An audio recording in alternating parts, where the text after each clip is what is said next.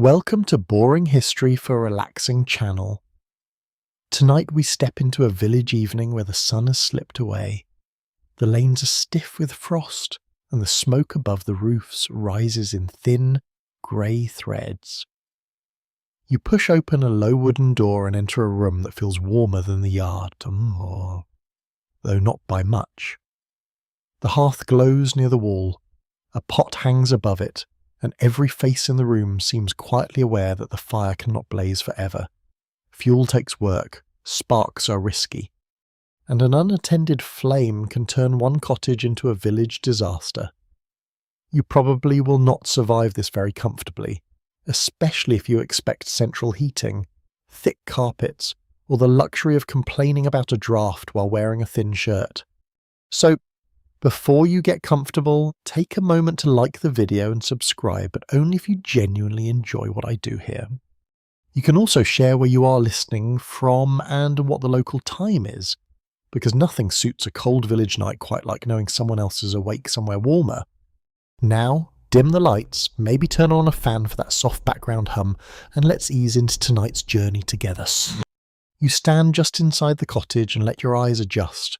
The room is dim, because candles cost money and rushlights give only a weak, wavering glow. Most of the light comes from the hearth. It flickers over a table, a chest, a few stools, and bundles hanging from beams. The warmth feels strongest near the fire, while the corners remain cool enough to remind you that walls are not miracles. They are simply barriers that delay the cold. The cottage is not built to be evenly heated. Nobody expects every corner to feel pleasant. Warmth gathers in one place, and the family gathers with it. Children sit close enough to toast their knees. Older relatives claim the better stool by silent tradition. Anyone who arrives last receives the drafty spot and a valuable lesson about punctuality. The fire burns mainly because it is useful. It cooks supper, heats water, dries damp clothing, hardens tools, gives light, and warms hands all at once. A modern heater performs one task. A village hearth performs several and still finds time to fill the room with smoke. Efficiency, in this setting, means making one flame do the work of 5 household appliances while occasionally trying not to choke on it. Fuel is never taken for granted. Depending on the region, the family may burn wood, peat, brushwood, dried turf, crop waste, or small bundles of twigs. Good timber is valuable and often reserved for building, tools, fencing, or sale. Even in wooded areas, gathering fuel takes time. Branches must be collected, split, stacked, carried, and kept dry. Every cheerful blaze represents hours of labour performed by someone who would probably prefer to be sitting down. By evening, the family watches the fire with calculation rather than romance. You do not toss on another log simply because the room looks cosy. You ask whether the warmth is needed, whether supper is finished, whether tomorrow's fuel supply is secure, and whether anyone has the energy to fetch more from the stack. Firewood does not appear by magic, though children are often encouraged to believe that carrying it indoors is close enough. The cottage may belong to a peasant household, a labouring family, or a smallholder with a little land and a few animals. Across medieval and early modern Europe, most ordinary homes rely on a central hearth or wall fireplace, rather than a system designed to heat separate rooms. This is a mainstream historical fact that shapes nearly every part of domestic life. People live close to the heat source because there is no reason to pretend otherwise. The windows are small, sometimes shuttered, and often poorly glazed. In poorer homes, openings may be covered with cloth, wood, horn, or oiled material instead of clear glass. The door fits well enough to close, but not well enough to defeat winter. Air finds cracks under the threshold and around the frame. Smoke finds its own route too, sometimes through a chimney, sometimes through a roof opening, and sometimes directly into your eyes, because smoke has no respect for social rank. Historians still argue whether ordinary villagers experience smoky interiors as a constant misery, or simply as a familiar feature of life that troubled modern observers more than the people who lived with it. The answer probably varies by region. Building type, fuel, chimney design, and personal tolerance. Some houses ventilate reasonably well. Others seem determined to preserve every smell produced since harvest. You notice that the family does not try to keep the room hot, they try to make it less cold. This difference matters. A comfortable modern indoor temperature is not the goal. The goal is to cook, eat, finish work, dry what must be dried, and prepare for sleep before the fire weakens. If your breath does not freeze inside the room, the evening is going fairly well. The household continues working around the hearth.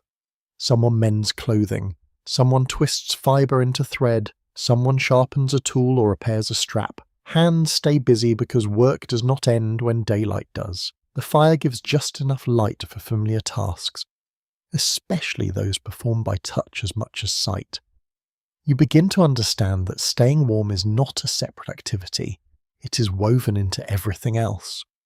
A child may be sent to close a shutter, another person pushes a bench nearer the heat. Damp shoes sit where they can dry without scorching. Woolen garments hang nearby, though not so close that a spark can reach them. Sparks are a serious concern in houses built from timber, thatch and dried materials. An unattended night fire is not merely wasteful, it can be dangerous.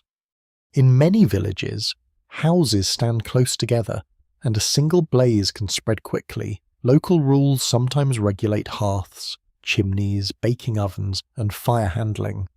Communities understand that one careless household can create a problem for everyone. This is not the kind of neighbourly attention that involves borrowing salt. It is the kind that involves checking whether your roof is about to become a torch. The fear of fire does not mean flames are extinguished carelessly. Starting a new fire is difficult without modern matches.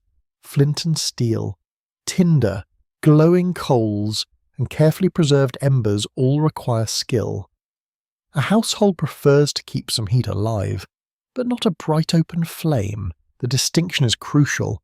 The goal is not to maintain a roaring fire until dawn. The goal is to preserve enough hidden warmth to make morning easier. A quirky detail appears in the way people treat fire, as both practical tool and something surrounded by custom. In parts of Europe, hearth ashes and embers can carry beliefs about luck, protection, household or corn spirits, or the proper behaviour of family members. Some traditions warn against lending fire at certain times, especially around festivals or the beginning of a year. The hearth is not only where food cooks, it is the symbolic centre of the home, which is a grand title for a place that also produces soot. As supper finishes, the room feels warmer than it did when you entered, though much of that warmth comes from bodies, steam, movement, and the hot meal itself. The fire has done its work. The pot is lifted, bowls are scraped clean. A little heat lingers in the stones or bricks around the hearth. Nobody expects it to last until morning. You begin to see the basic answer to the question.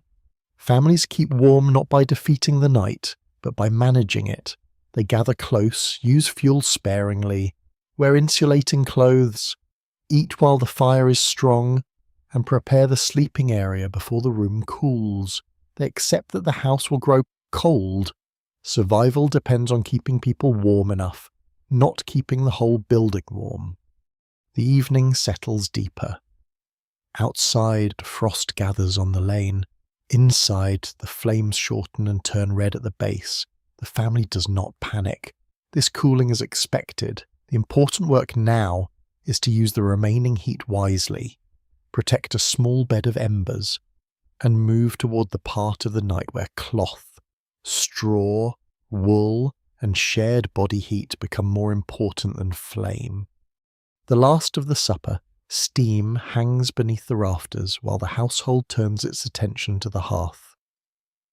This is the busiest part of the evening, not because anyone is eager for extra chores, but because warmth must now be stored in objects, food, fabric, and habit. The fire is still strong enough to be useful, so every remaining task is quietly arranged around it. A large pot may stay near the coals with water inside, not boiling fiercely, but heating slowly for washing hands, cleaning utensils, or filling a covered vessel. Warm water feels like a small luxury in a cold room. Though nobody wastes it, you rinse a bowl with care, because throwing away hot water would be like tossing coins into the yard and hoping the chickens invest them wisely. Bread is wrapped, tools are moved, and damp cloth is turned, so both sides face the heat. Someone checks a pair of shoes that has been drying near the hearth. Leather must warm gradually. Too much heat can make it stiff or cracked, which means you can ruin tomorrow's footwear while trying to improve tonight's comfort. Medieval domestic life contains many opportunities to fail slowly and expensively. The hearth itself needs attention. Ash is drawn aside with a simple iron or wooden tool, exposing the red heart of the fire. Larger pieces of fuel are shifted closer together, so they burn evenly. Small fragments are not ignored. Bits of charcoal, half-burned sticks, and glowing ends all have value. A tidy hearth is not only cleaner, it allows the family to understand exactly how much heat remains. In many households, the evening meal is cooked in one pot suspended from a hook, set on a trivet, or placed beside the coals. This is a mainstream historical fact across large parts of rural Europe.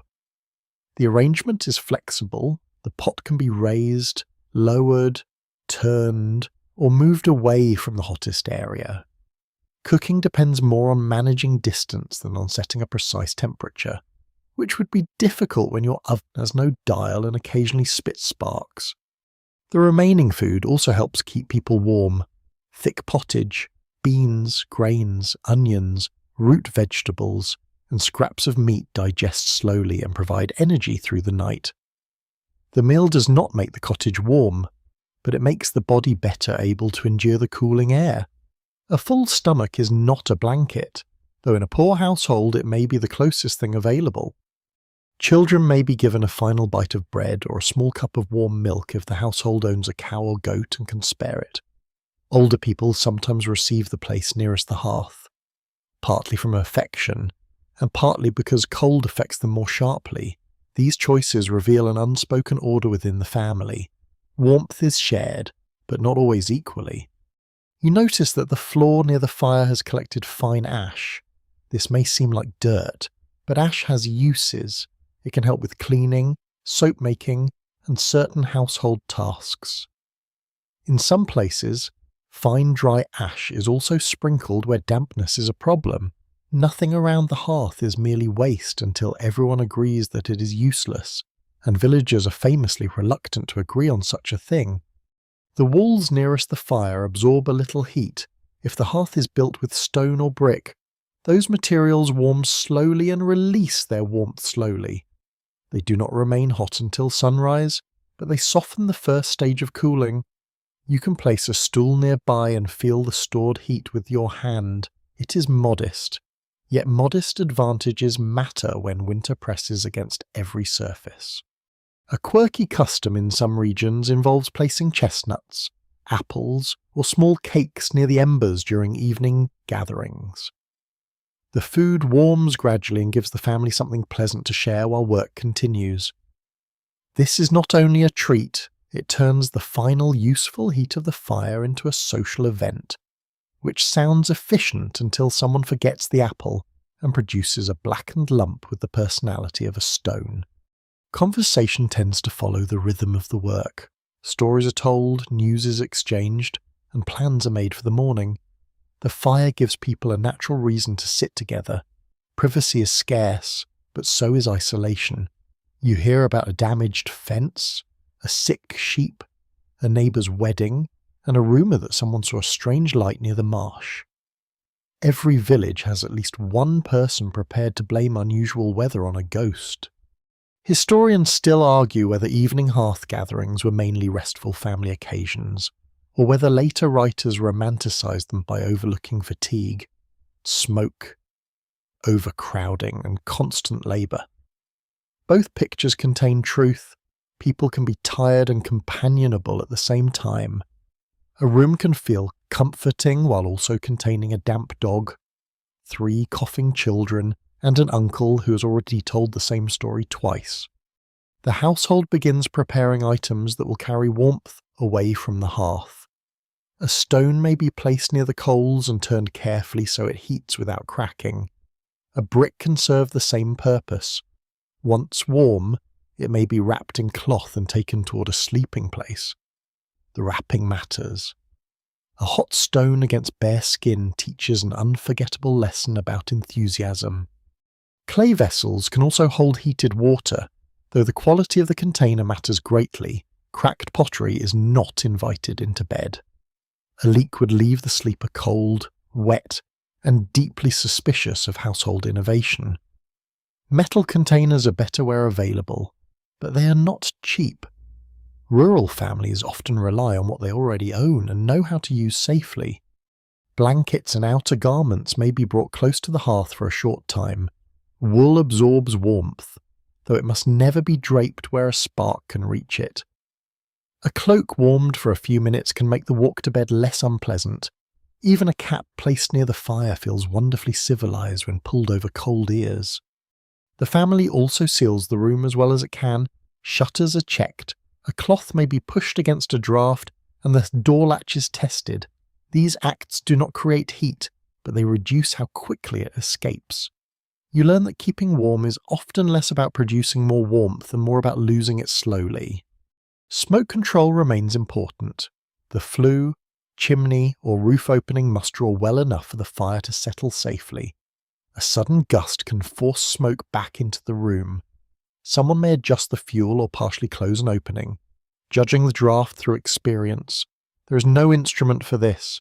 The household reads the flame, watches the smoke, and listens to the wind. As the evening grows quieter, the fire is no longer fed for brightness. The largest cooking tasks are complete. An additional fuel would give warmth at the wrong time. The family wants heat now, but it also wants usable coals later. This requires restraint. A roaring blaze may look generous, yet it burns through valuable wood and leaves little but pale ash. The final pieces of fuel are selected with care. Dense wood produces longer-lasting coals than light brush. Peat smoulders steadily in regions where it is common. Charcoal retains heat well, though it may be too valuable for ordinary use. The choice depends on landscape, wealth, custom, and what can be gathered without angering a landowner. You help move the glowing pieces closer together.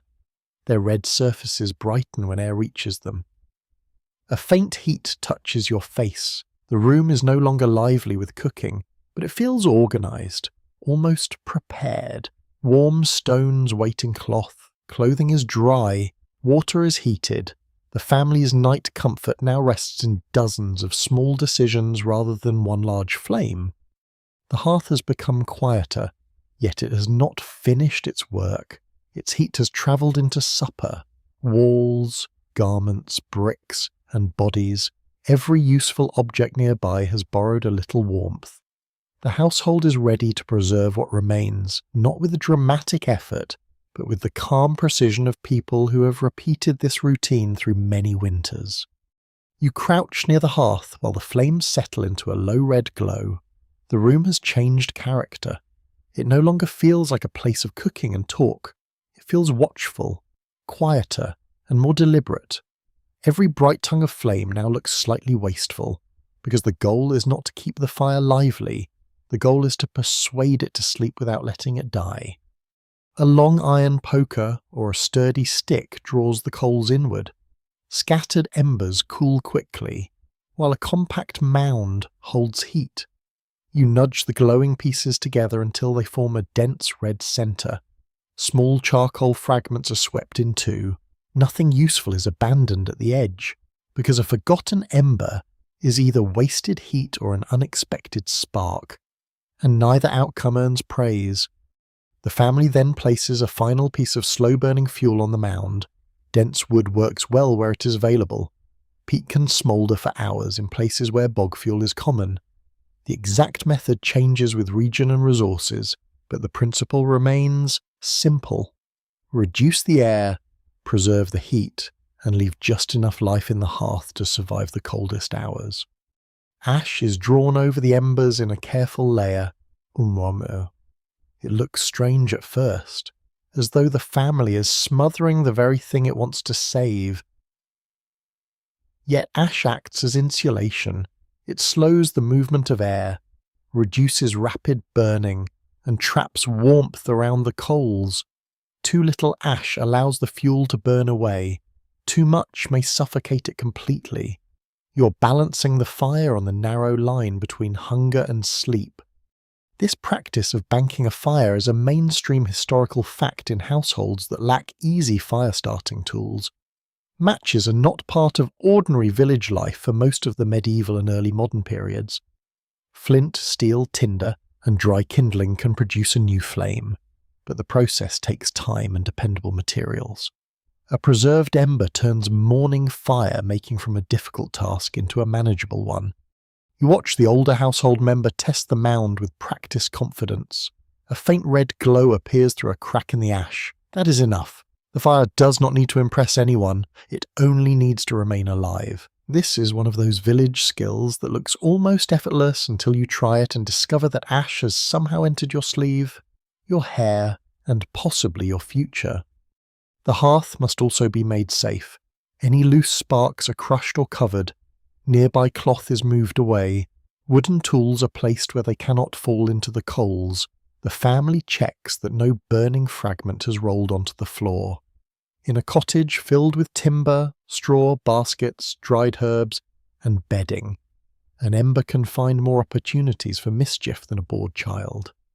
The chimney or smoke opening still matters, even with the fire banked. A smouldering hearth can produce smoke and harmful fumes if air movement is poor. Historical households do not possess modern detectors, but they understand through experience that a badly drawing hearth makes eyes sting, heads ache, and sleep unpleasant. The solution is not always perfect, but people learn the behaviour of their own house. Historians still argue whether some domestic fire practices were consistently safe or whether later descriptions make ordinary routines seem more controlled than they truly were.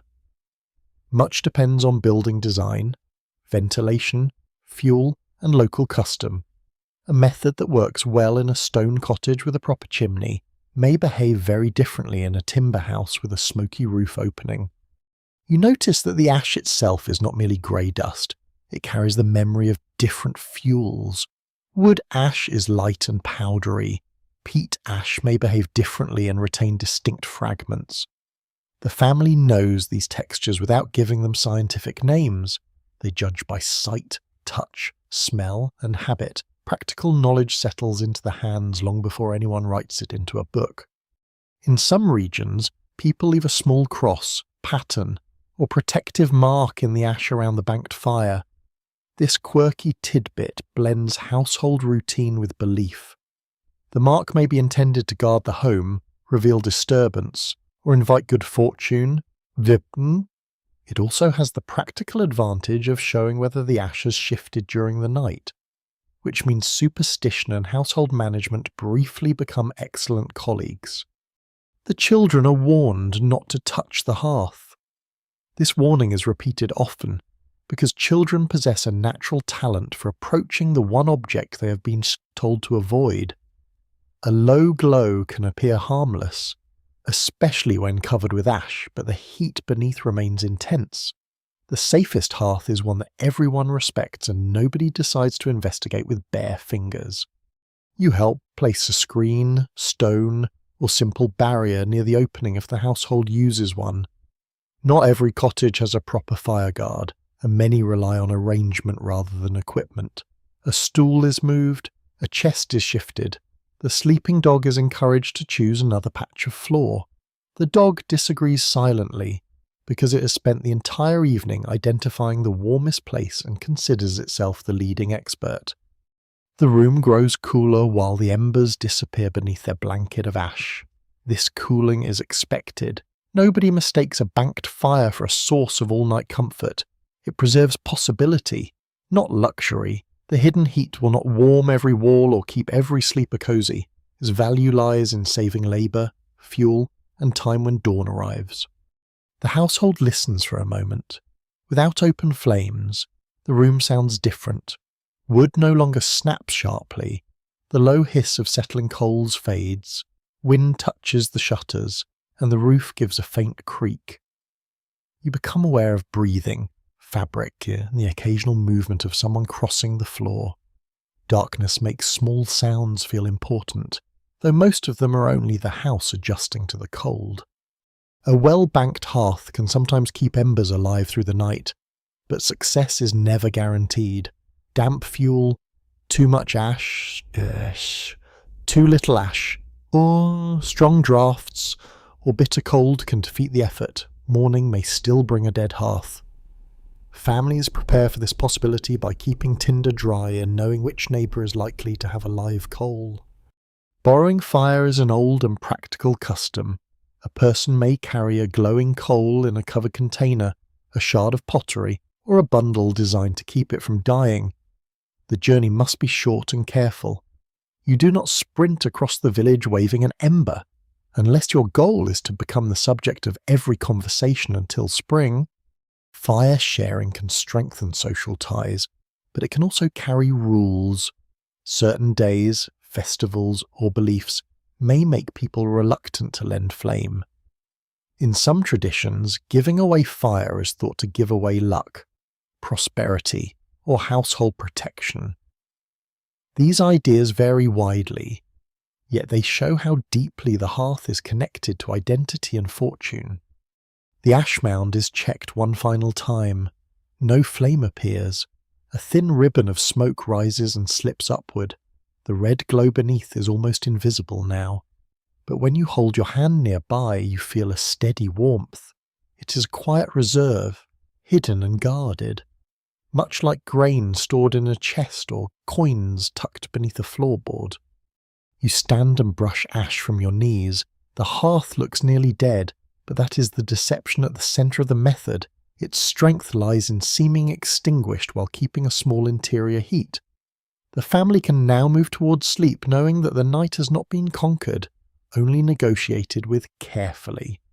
The room belongs to wool, straw, breath, and darkness. Beneath the ash, a few coals continue their slow red work, waiting without flame, noise, or ceremony. They ask for nothing except patience and a little luck, which is remarkably modest behaviour for something capable of burning down the house. You move toward the sleeping space while the cottage settles into darkness, carrying warmth with you in the only forms that can travel safely.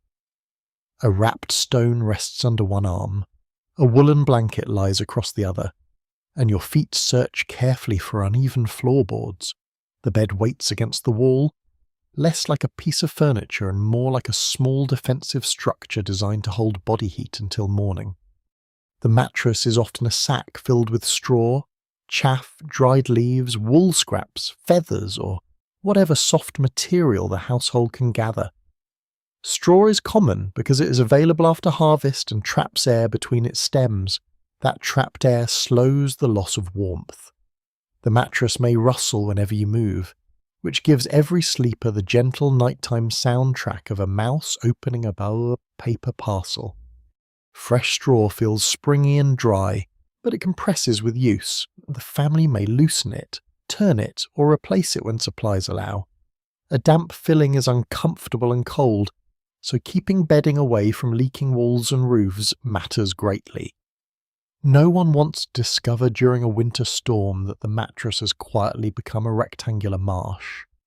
A wooden bed frame lifts sleepers away from the cold floor.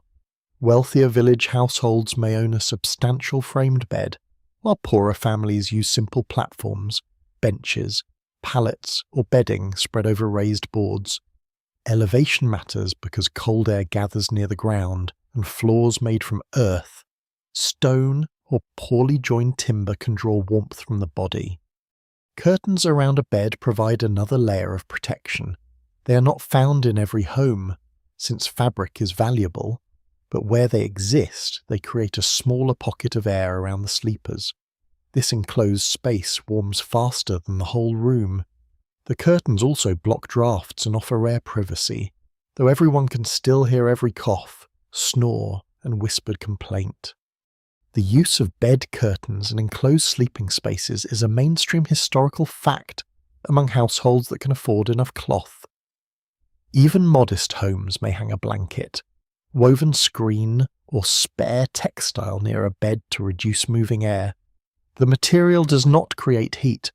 It simply keeps the warmth produced by the bodies from drifting immediately into the room. You place the wrapped stone near the foot of the bed. Its heat has softened during the walk, but it still feels wonderfully warm through the cloth. Feet are difficult to warm once they become cold, so the stone is positioned where toes can reach it without resting directly against the surface. Sensible people test it first. Less sensible people develop a sudden interest in moving their feet very quickly. The bedding is arranged in layers. Thin sheets may lie closest to the skin where the household owns them. Woolen blankets go above, with cloaks, woven covers, or even spare clothing added. When the night is severe, wool is especially useful because its crimped fibres trap air, and it can retain some insulating value even when slightly damp. Not every blanket is soft. Coarse wool can scratch exposed skin, and old fabric may be patched in several places. Comfort is measured less by smoothness than by whether the cold stays outside. A blanket that resembles the hide of an irritated goat still earns gratitude when frost forms along the window opening. Several family members may share one bed. This is practical rather than unusual. Parents sleep with small children. Siblings lie together, and servants may share sleeping spaces according to household arrangements. Bodies become small furnaces, each producing heat that the blankets trap. Personal space yields politely to survival. Sleeping close requires negotiation. The warmest position is often in the middle, protected from drafts and surrounded by other people. The outer position is colder, especially near a wall or curtain opening. Children may compete for the centre with the strategic determination of diplomats dividing a kingdom, though their argument usually consists of elbows and suspicious claims about who was there first. Historians still argue whether shared beds felt crowded and inconvenient to ordinary families, or whether modern expectations of private sleeping make the arrangement seem stranger than it was. Privacy carried different meanings in societies where household members worked, ate, and slept in close company. A shared bed could offer warmth, safety, comfort, and irritation all at once. Nightcaps remain important. A wool or linen cap covers the head and ears, reducing heat loss and protecting against drafts. People do not usually remove every layer of clothing before sleep. Depending on cleanliness, custom, temperature, you may keep on a shift, shirt, stockings, cap, or additional garments. Removing all your clothes in a freezing room would be an impressive display of confidence with no practical reward. A quirky tidbit appears in advice about warming beds. Some households use heated warming pans, but stories and warnings circulate about careless servants scorching sheets or leaving sparks among the bedding. A warming pan is a metal container with a long handle, filled with hot coals and passed between the sheets. It works beautifully when handled well and turns bedtime into a small fire inspection when handled badly. Poorer families imitate the effect with stones, bricks, pottery, or bottles of warm water. A heated brick wrapped in flannel can stay warm for hours. It is inexpensive, reusable, and remarkably loyal. It never complains about sharing the bed, though it also never moves when your feet need more room. Children may sleep crosswise or at the foot of a larger bed, making use of every available space. Infants can rest in cradles placed near adults, sometimes wrapped tightly in cloth for warmth and security. The cradle may be pulled beside the bed so a parent can reach it without crossing the cold floor. A canopy above the bed also slows rising warm air. In wealthy homes, elaborate testers and curtains create a full enclosure. In a village cottage, a simple cloth hung overhead can provide a similar effect on a smaller scale. The sleeping area becomes a room within the room, built from fabric rather than walls. You climb beneath the covers, and the first touch is unpleasantly cold. Linen feels especially chilly until your body warms it. Everyone tries to avoid stretching out too quickly. Knees draw toward the chest, shoulders curl inward, and hands tuck beneath arms. The body reduces its exposed surface, conserving heat through instinct rather than instruction. The shared bed begins to warm. Breath, skin, and the trapped air between layers slowly change the space. The stone at your feet gives off a steady comfort. The outer room continues cooling. But inside the blankets, the temperature rises enough for muscles to loosen. Sleep itself reduces awareness of the cold. Though deep cold can still wake a person, a sleeper may pull the blanket tighter, press closer to another body, or add a cloak kept within reach.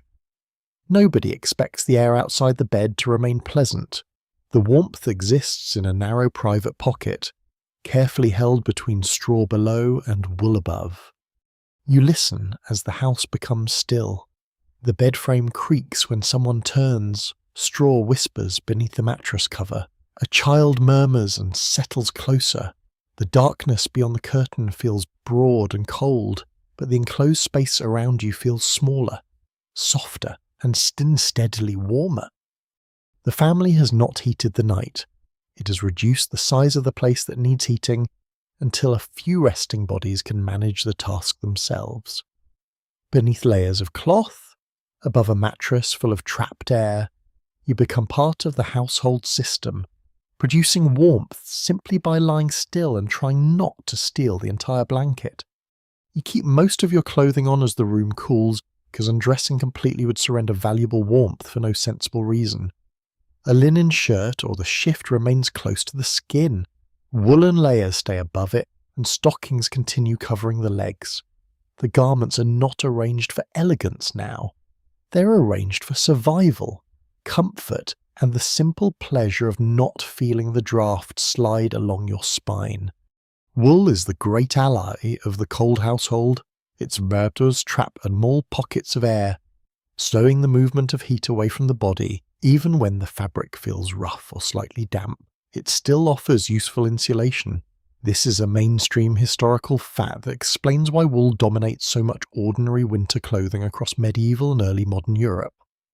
You pull a tunic closer around the waist and tighten a belt that keeps loose fabric from shifting. A fitted layer holds warmth more effectively than cloth hanging open. Sleeves matter too, since bare forearms cool quickly while you sit still. The household may own detachable sleeves, knitted coverings, or extra wraps that can be added when the temperature drops. Linen serves a different purpose. It sits near the skin, absorbs sweat, and can be washed more easily than heavy wool. A clean linen layer helps protect expensive outer garments from body oils and dirt. It does not feel especially warm at first, especially in a cold room, but it supports the whole clothing system by keeping the wool above drier and more comfortable. You notice that clothing works best in layers rather than as one heavy piece. Air becomes trapped between shirt, tunic, gown, cloak, and blanket. Each layer slows heat loss. The principle is simple enough that no scholar needs to explain it to someone who has spent one winter in a drafty house. Your body conducts the experiment every evening and publishes the results directly through shivering. A hood or cap covers the head, ears chill quickly, and moving air around the face can make the entire body feel colder. Nightcaps, coif, kerchiefs, and simple wool hats are common because they require less material than a full garment while giving considerable comfort. A person who laughs at a nightcap has clearly never slept near a poorly fitted shutter. The cap may tie beneath the chin or fit closely around the skull. Women often wear linen head coverings during the day and may keep a simple version on at night. Men use caps of wool, felt, or cloth. Children receive smaller versions, usually patched from older fabric, because childhood offers no protection from winter and very little protection from embarrassing hats. Stockings cover the legs and may be tied to a belt, fastened to other garments, or held with garters. They're often made from woven wool cut to shape rather than knitted, as modern socks are. Knitting becomes more widespread over time, but woven hose remains familiar in many places. The fit varies from neat and close to slightly baggy, depending on skill, cloth, and how much the wearer has changed shape since the garment was made. Feet need extra attention. Shoes protect against rough ground, but they're not always warm indoors. Wooden soles, leather uppers, felt inserts, straw or extra cloth can add insulation. In some regions, people use clogs or overshoes that lift the foot above mud and cold earth. A dry foot is a warmer foot, which sounds obvious until someone steps into a puddle while carrying firewood. You may tuck a small amount of clean straw into footwear when travelling or working in deep cold. The straw traps air and can be replaced when damp. This practical trick appears in various regions and periods, especially where people need cheap insulation quickly. It works well enough. Though it also gives your shoes the faint appearance of having developed their own harvest. Cloaks and mantles remain useful indoors. A large wool cloak can wrap around shoulders and knees while you sit. It can later serve as an extra bed covering. Garments with more than one purpose are valuable because cloth is expensive. A cloak that keeps you warm outdoors, indoors, and in bed has already justified its place in the household, better than most decorative furniture. The edges of old garments are repaired repeatedly. Patches cover worn elbows, knees, hems, and seats. A tear creates a channel for moving air. So mending is not only about appearance. A few careful stitches restore insulation and extend the life of fabric that may represent months of labour, trade, or saving. You watch someone inspect a cuff near the firelight. The thread passes through the cloth slowly, guided more by memory than perfect sight. Repair work continues because winter exposes every weakness in clothing. A loose seam that seems harmless in summer becomes a tiny doorway for cold air once the wind begins testing it. Historians still argue whether ordinary villagers owned more clothing than older stereotypes suggest, since inventories, wills, court records, and archaeological finds reveal considerable regional variation. Some people possess only a few essential garments, while others accumulate spare shirts, cloaks, caps, and seasonal pieces. Wealth matters, but so do inheritance, local textile production, and the skill of household members. Colour does not disappear from village clothing. Dyes from plants, bark, roots, lichens, and insects can create browns, yellows, reds, greens, blues, and muted purples. Brightness depends on cost and technique. Yet ordinary clothing is not always the endless field of dull brown imagined by modern costume dramas. Even a practical winter garment may carry a coloured trim or a carefully chosen ribbon. A quirky tidbit appears in the use of fur. Wealthy people wear expensive pelts openly, but modest households may line a cap, collar, mitten, or pair of shoes with cheaper local fur. Rabbit, sheepskin, squirrel, and other available materials provide excellent insulation. Sometimes the fur sits inside the garment, hidden from view, doing useful work without demanding applause. Mittens often keep hands warmer than gloves because the fingers share heat. Gloves offer better movement, but they're harder to make and may be reserved for certain tasks. Indoors, you can tuck your hands into sleeves, under a cloak, or against the body. This requires no special equipment and leaves you looking thoughtful, even when you are only trying to feel your fingertips. Fingerless gloves or hand coverings allow work to continue while preserving some warmth. Spinning, sewing, capon, carving, and repairing require control, so fully covered fingers are not always practical. The hands move, pause, and retreat into the nearest fold of wool whenever they become too cold. Children often wear altered garments passed down from older siblings or relatives. Sleeves are shortened, hems are raised, and worn sections are patched. A coat may serve several bodies across many years. The garment acquires a family history written in faded cloth, mismatched thread, and one mysterious stain that nobody admits to causing. Clothing also carries social meaning. The quality of fabric, Width of trim, colour, cut-it, and condition can reveal occupation, wealth, age, and local identity. Yet at night, status becomes less important than insulation. A finely dressed visitor and a farm labourer both pull their cloaks tighter when the same draught reaches the bench. You settle with your shoulders wrapped, your cap low over your ears, and your stockings pulled smooth.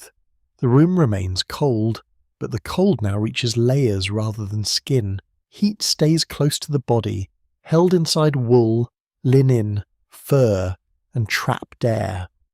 The household does not rely on clothing as a last resort. Clothing is part of the heating system itself. The fire warms the room for a limited time, while garments continue working everywhere, quietly surrounding each person with a portable shelter. You carry your warmth with you, stitched into sleeves, tied beneath the chin, wrapped around the feet, and patched carefully enough to face another winter night. You feel the cold pressing against the cottage from every side, and yet the building itself is part of the household defence. Its walls do not make heat, but they slow the winter air, hold back the wind, and give the warmth inside a chance to linger. Every material around you has been chosen less for beauty than for what the village can gather, shape, repair, and trust through bad weather. In one region, the walls may be built from stone, thick and heavy, with mud or lime packed into the gaps. In another, timber frames hold panels of woven branches covered with clay, straw, dung, or plaster. This method is often called wattle and daub, and it becomes common in many parts of Europe because it uses local materials and produces walls that can be repaired without rebuilding the entire house. A thick wall changes in temperature. Stone absorbs heat during the day and releases it gradually, though it can also feel bitterly cold if the building has stood empty. Earth and clay provide useful insulation when kept dry. Timber traps less heat than stone but does not draw warmth from the body as quickly when touched. Each material has strengths, weaknesses, and its own irritating habit of needing maintenance at the worst possible time. This is a mainstream historical fact of village life. Houses are shaped by the local resources.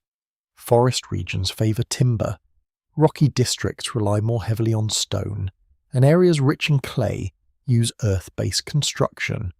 Building traditions develop through generations because people learn what survives. Rain, frost, wind, and the occasional cow leaning against the wrong wall. You run your hand along an interior surface and feel rough plaster beneath your fingers. The coating helps seal small gaps where air might pass. A family may add new layers when cracks appear, pressing fresh material into weak places before winter deepens. The work is humble, but a sealed crack can matter more at midnight than an elegant carved chair that nobody can afford. Drafts reveal themselves through movement rather than sight. A candle flame bends near a gap, smoke shifts oddly, a hanging cloth trembles though nobody has touched it. Household members become experts at reading these tiny signs. They know which corner catches the north wind, which wall sweats during rain, and which loose board whistles so loudly that it seems determined to join the conversation. Small windows reduce heat loss. Large panes of clear glass are expensive, fragile, and uncommon in their modest village homes for much of the medieval period. Openings remain narrow, sometimes covered by shutters, horn, oiled cloth, parchment, or lattice work. Light enters reluctantly, but so does cold air, which is considered a fair exchange when winter arrives. A wooden shutter fits across the opening and may be secured with a bar. Cloth can be stuffed around the edges to slow drafts. In wealthier homes, glazed windows improve comfort, though even glass allows heat to escape. The family learns that a bright room is pleasant, but a small dark room is often warmer. Medieval architecture occasionally asks you to choose between seeing your spoon and feeling your fingers. The doorway creates one of the greatest weaknesses in the building. Every opening sends warm air outward and invites cold air inside. People enter quickly, close the door carefully, and avoid standing in the threshold while finishing a conversation. The relative who pauses with the door open to describe the weather is not providing information. Everyone can already feel the weather on their ankles. A heavy curtain or hanging may cover the door from inside. Straw mats, woven cloth, or old blankets can reduce moving air around the frame. A rolled bundle may be placed along the bottom. These solutions are simple because the problem is simple. Cold air searches for gaps, and the household blocks them with whatever can be moved without being eaten, worn or used to carry turnips.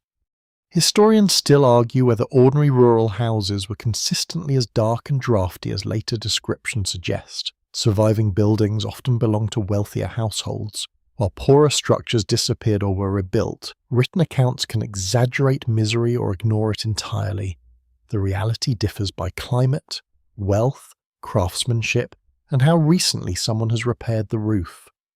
The roof matters enormously. Thatch made from straw, reeds, or similar plants can provide excellent insulation when laid thickly and maintained well. It traps air and sows heat loss through the top of the house. A good thatched roof sheds rain and softens wind, though it also requires regular repair and presents an obvious concern when sparks rise carelessly from the hearth.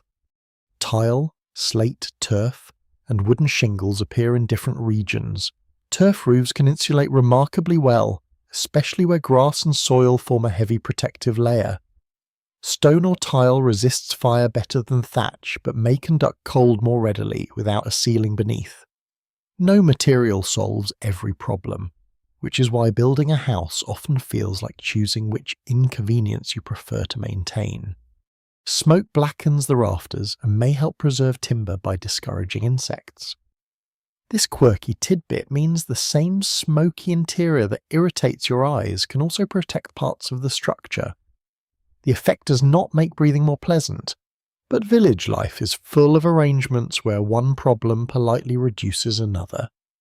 The ceiling, where one exists, traps warm air lower in the room. Open rafters allow heat to rise into the roof space, but stored hay, grain, tools, or textiles above may provide an insulating layer. In some houses, a loft sits over the living area. The floor of that loft slows heat from escaping upward, and the space may also serve for sleeping storage, or both. You notice that rooms are often few and compact. A single main room is easier to warm than several separate chambers. Families gather activities into the same space because every wall and doorway affects heat. Cooking, eating, repairing, talking phone, and sleeping may happen close together. Privacy loses the contest for Kobu, but warmth gains a narrow victory. Furniture is placed with drafts in mind. Beds avoid damp outer walls where possible. Benches stand near interior partitions. Chests block gaps. Tall cupboards create additional barriers. Even hanging garments along the wall can reduce the sensation of cold radiating from it. The arrangement looks informal, but every object contributes to the small climate inside. You may see woven hangings, rugs, or cloth panels covering parts of the wall in a prosperous home.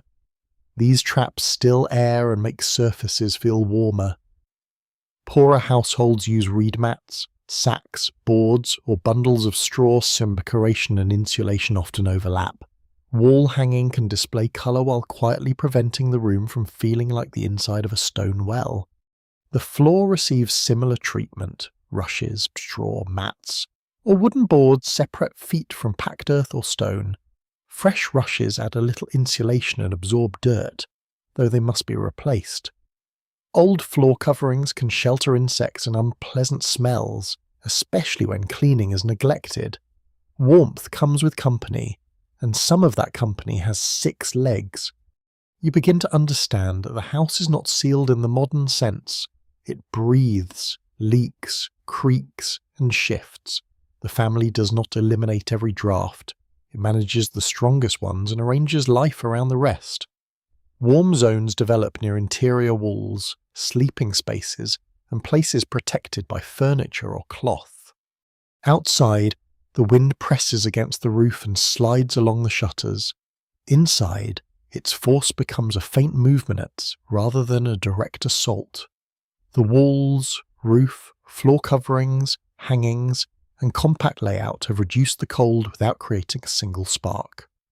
You remain within a small shelter built from local earth, timber, stone, straw, and patient repair.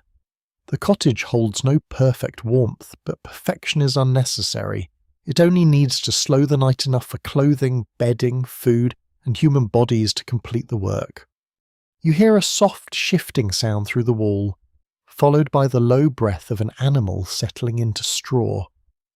The noise is ordinary enough that nobody looks up. Livestock are not merely possessions kept somewhere beyond the household.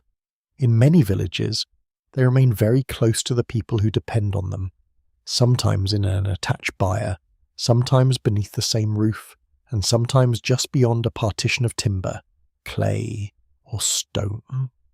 A cow gives off steady body heat, as do goats, sheep, pigs, and other animals housed nearby. Their warmth does not turn the cottage into a comfortable chamber, but it can raise the temperature of an adjoining space by a small and useful amount. When the outside air is bitter, even a modest difference matters. You're not enjoying central heating. You're sharing a building with a large creature that chews slowly and has no opinion about ventilation. This arrangement is a mainstream historical fact across many parts of Europe, though it varies widely by region and period. Longhouses, byre dwellings, and other combined structures place people and livestock under one roof or within connected sections. The design protects valuable animals from weather, theft, and predators while allowing the household to benefit from their warmth and monitor them closely. You step toward the partition and feel that the air near it is slightly less cold. The change is subtle. Heat passes through the wall, while warmer air may move through gaps around doors or rafters. A stable packed with animals stays warmer than an empty shed because every breathing body produces heat. The village family understands this without measuring it. They know the difference between sleeping beside a full byre and sleeping beside silence. Animals are too valuable to be left carelessly outdoors during harsh weather. A cow provides milk, manure, labour, calves, and eventually meat or hides. Sheep give wool, goats supply milk, and pigs turn scraps into food with admirable dedication. Bringing them close protects an investment that may determine whether the household survives a difficult year. The arrangement also saves time. A person can check a sick animal without crossing a frozen yard. A pregnant ewe or cow can be watched during the night. Feed can be carried through an interior doorway or nearby passage. The household hears unusual movement immediately, which is useful unless the animal merely decides to scratch itself against the wall for 20 uninterrupted minutes. You smell the animals long before you see them. Hay, dung, damp hide, milk, leather, and warm breath gather into a heavy indoor scent. Modern visitors may find it overwhelming, but village families live with strong smells from smoke, food, earth, floors, bodies, and livestock. The nose adjusts, though perhaps not as heroically as historical tourism advertisements would suggest. Manure creates both inconvenience and value. It must be cleared, piled, and later spread on fields during winter. Bedding materials such as straw, fern, leaves, or bracken absorb moisture and help keep animals dry. Layers may build up before being removed, and the slow decomposition can produce additional warmth. This deep bedding method is useful, though it also creates a floor that gradually rises as if the stable is attempting to become a hill. A quirky tidbit appears in some animal shelters where chickens roost above larger livestock. The birds benefit from the warmer air, while their eggs remain easier to collect nearby. They're dropping. Unfortunately, respect gravity with complete consistency. Any person standing beneath a roost learns to look upward before discussing the advantages of efficient household design. Chickens may also occupy corners of the living space during severe cold or obseers, especially if the household has no secure coop. Their bodies produce little heat compared with cattle, but their survival matters. A dead hen lays no eggs, and a fox has no interest in compensating the family for its loss. Protecting poultry can mean accepting occasional clucking at an hour when everyone else has agreed to be quiet. Historians still argue whether combined human and animal dwellings were chosen mainly for warmth, security, labour efficiency, or inherited building tradition. The answer likely includes all four. In some regions, climate makes shared roofing especially useful. In others, settlement patterns and customary architecture matter more than temperature. A family may follow a familiar layout simply because every builder in the village knows how to construct it. You move through a low doorway into the animal side of the building. The air feels thicker and warmer. A cow turns its head, exhales a cloud into the dimness, and returns to chewing. Sheep press together along one wall. Their wool traps heat for them, just as woolen clothing does for people. The animals form their own warm cluster, demonstrating the principle of shared body heat without holding a single family discussion. Feeding them before night helps keep their bodies active. Digestion produces heat, particularly in ruminants whose stomachs break down fibrous plants through fermentation. Villagers may not describe the process in scientific terms, but they know that well-fed animals cope better with winter. Hay, straw, roots, leaves, and stored fodder become fuel for living furnaces that also happen to provide milk. Water presents a challenge.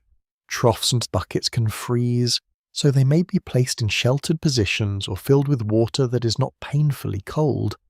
Carrying water indoors creates spills, and spills create dampness, which everyone is trying to avoid.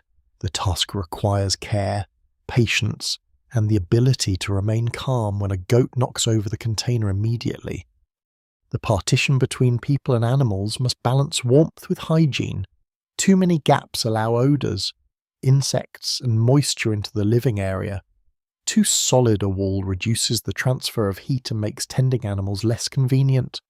Builders use doors, vents, loft openings, and shared roofs to create a compromise, because village architecture often consists of choosing two problems and asking them to behave politely together. Stored hay above the animals can add insulation, but it brings risk. Dry fodder burns easily, so sparks must never reach it. The household keeps open flames away from the byre where possible. A small lamp may be carried carefully during an emergency, but nobody wants to discover that one dropped ember can warm the entire roof far too enthusiastically. Mice enjoy the stored grain and fodder. Cats therefore become useful household workers, moving between living space, loft, and stable. A cat may sleep near livestock, on a warm ledge, or wherever it is decided humans are least likely to disturb it. Its contribution to winter survival is practical, though it accepts payment in food and offers no written guarantee of effort. Dogs may remain close to the family or guard the animals. Their body heat adds a little comfort when they curl near sleeping places, but their greater value lies in warning of strangers, wolves, or thieves. A dog beside the bed is both blanket and alarm system, though its alarm setting may also respond to owls, distant carts, and dreams known only to itself. The animals influence the household schedule. Someone wakes to check them, feed them, or deal with illness. Their breathing, stamping, and shifting become part of the nighttime soundscape. The cottage never feels entirely empty or still. Life continues on the other side of the wall, warm, restless, and occasionally demanding. You return to the human side and notice the difference more clearly. The wall beside the byre does not feel as cold as the outer wall exposed to the wind. A bench placed there benefits from the mild warmth. A sleeping place nearby gains a little protection. No single animal heats the home in a dramatic way, but the combined effect supports every other method the family uses. The village household therefore treats livestock as part of a wider winter system. Animals provide food, fibre, labour, manure, security, and heat, while people provide shelter, fodder, water, and care. Warmth passes through walls, labour passes through generations, and survival depends on the exchange continuing through the cold. You settle near the partition while the animals breathe steadily in the darkness. Their warmth remains gentle and indirect, never enough to banish winter, but enough to soften its edge. Beyond the wall, a cow shifts in the straw, a sheep murmurs, and the whole building feels less like a house beside a stable than one shared shelter holding many kinds of sleeping bodies. You hold a wrapped brick in both hands and feel heat moving slowly through the cloth. It is not a dramatic warmth, but it is dependable, portable, and far safer than carrying an open flame through a dark room. Village families rely on objects like this because heat can be borrowed from the hearth, stored for a while, and moved to the place where it matters most. A brick warms gradually beside hot coals, then releases that heat over time. Stone works in much the same way. Provided it is dry and free from hidden cracks, a damp stone may split when heated, sending fragments outward with surprising force. This is one household lesson best learned from warning rather than personal experiment, unless you have always wanted bedtime to include masonry. You test the brick before placing it near your feet. The cloth prevents direct contact and keeps the bedding clean. Thick wrapping also spreads the warmth more evenly. A good bundle feels hot but not painful. A careless bundle turns a simple comfort into a small domestic crisis involving scorched toes and several relatives offering advice too late. Heated bricks and stones are a mainstream historical method of carrying warmth into sleeping areas. They require no complex equipment, and nearly every household can find something suitable. The object is reusable, easy to heat, and useful in a bed, beneath a stool, or beside someone who is ill. Its simplicity explains its long survival in ordinary homes. Ceramic containers can hold hot water, but they must be sound and well sealed. A jug with a hairline crack may look trustworthy until it empties itself into the bedding. Metal bottles perform better when available, though metalwork costs money. The household therefore inspects old vessels carefully because winter comfort should not end with a wet mattress and a very quiet argument. A warming pan offers a more specialised solution. It is usually a metal container with a perforated lid and a long handle. Hot coals are placed inside, and the pan is moved between sheets to warm them. The long handle keeps hands away from the heat and allows the user to reach deep into the bed without climbing in first. You slide the pan beneath the covers and move it steadily. Leaving it in one place risks scorching fabric. Moving too quickly warms almost nothing. The task requires patience and an eye for danger. The warming pan is elegant in theory, though in practice it asks you to wave glowing fuel beneath valuable bedding and remain completely relaxed. Not every household owns such a tool. A well-made metal pan belongs more often to wealthier homes, inns, large farms, or families with access to skilled metal workers.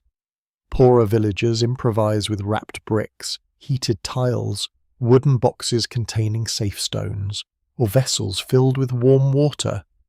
Ingenuity increases as household wealth decreases, usually because cold refuses to respect income. Some warming pans are filled with embassies, while others use heated stones or hot sand to reduce the risk of sparks. Sand stores heat effectively and can be poured into cloth bags or sturdy containers. A warm sandbag rests against stiff joints, sore muscles, or a cold stomach. It also conforms to the body better than a brick, which is one advantage of being filled with thousands of tiny grains instead of being shaped like a building material. A quirky tidbit appears into the use of roasted grain, salt, or cherry stones as warming fillers in later household traditions. These materials hold heat and can be sealed into cloth pouches. They may also release a faint smell when warmed. The result can be comforting, though anyone who falls asleep beside a bag of heated grain may wake wondering why the bed smells like breakfast. Hot water is useful beyond bedding. A covered pot may warm hands, soften stiff cloth, or provide comfort to someone with a cough. Cloths dipped in warm water can be applied to aching joints or chilled feet. The water cools quickly in a cold room, so timing matters. Village medicine often depends less on precision than on getting warmth to the right place before it disappears. You see a child clutching a small wrapped stone under a cloak. The object becomes a personal heater for the walk across the room. An older person rests another near the knees. Someone returning from outdoor workplaces chilled hands around a warm vessel. These small tools allow the household to direct heat toward vulnerable parts of the body rather than wasting fuel on empty air. Historians still argue whether portable warming devices were common among ordinary villagers or more typical of prosperous households. Since many surviving examples come from wealthier settings, simple stones and bricks leave little documentary trace, while decorated metal pans survive in collections. The absence of an object from records does not mean the absence of the practice, especially when the object itself looks like ordinary building material. The family also uses heated cloth, a towel, cap, stocking, or blanket may be placed near the hearth for a short time, then carried to someone who needs it. The fabric does not stay warm for long, but the first contact can be deeply soothing. A warmed garment also helps prevent the body from losing heat while dressing, especially when the room itself feels hostile.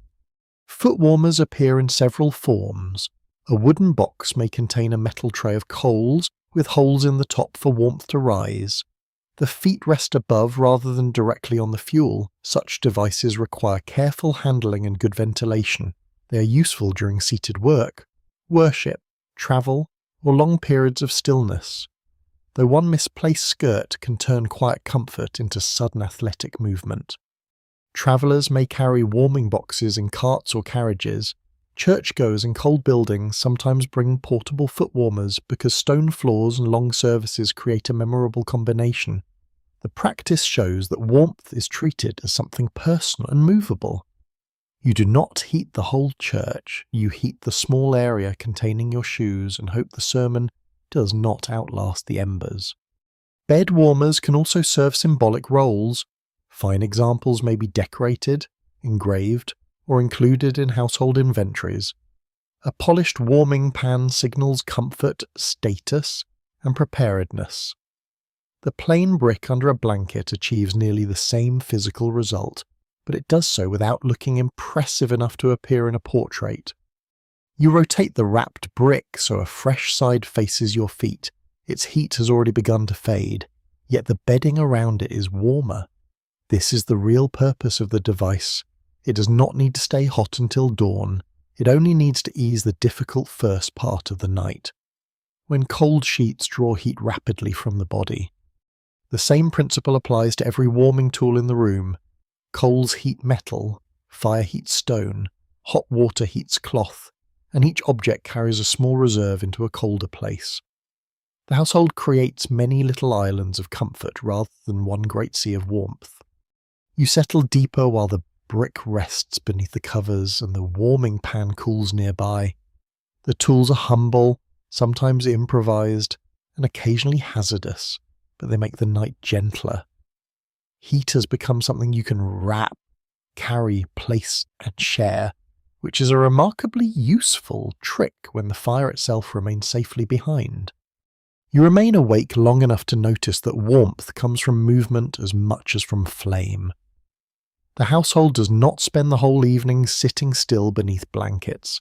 Hands knead dough, arms lift pots, backs bend over baskets, and feet cross the room carrying water, tools, food, and fuel. Each small task keeps blood moving and allows the body to generate its own heat. Work continues because winter does not cancel ordinary responsibilities. Wool must be carded, thread must be spun, harness must be repaired, grain must be sorted, and clothing must be mended.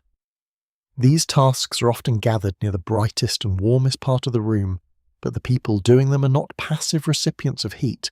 Their muscles add warmth from within, one repetitive movement at a time. You try spinning wool and discover that the motion appears peaceful only when someone skilled is doing it. Your fingers fumble.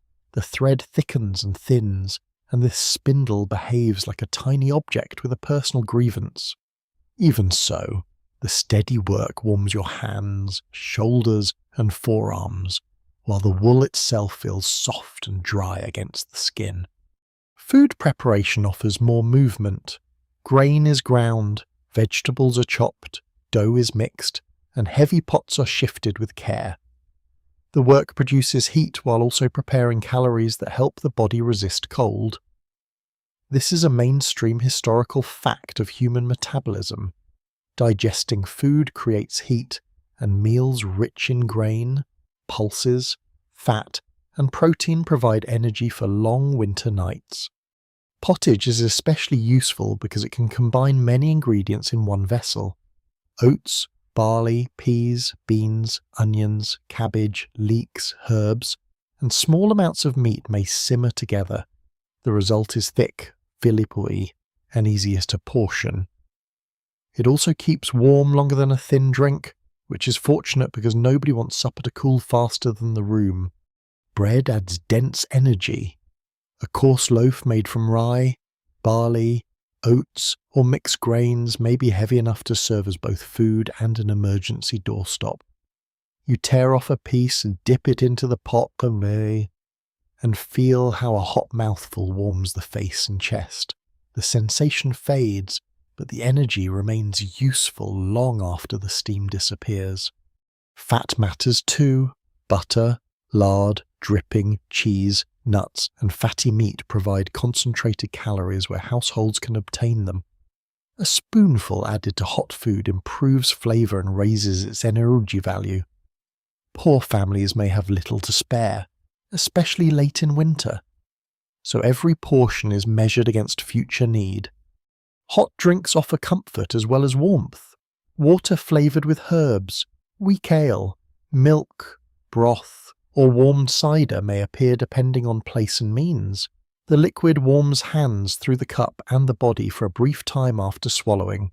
Does not replace food, but it makes the cold feel less immediate, which is sometimes nearly as valuable.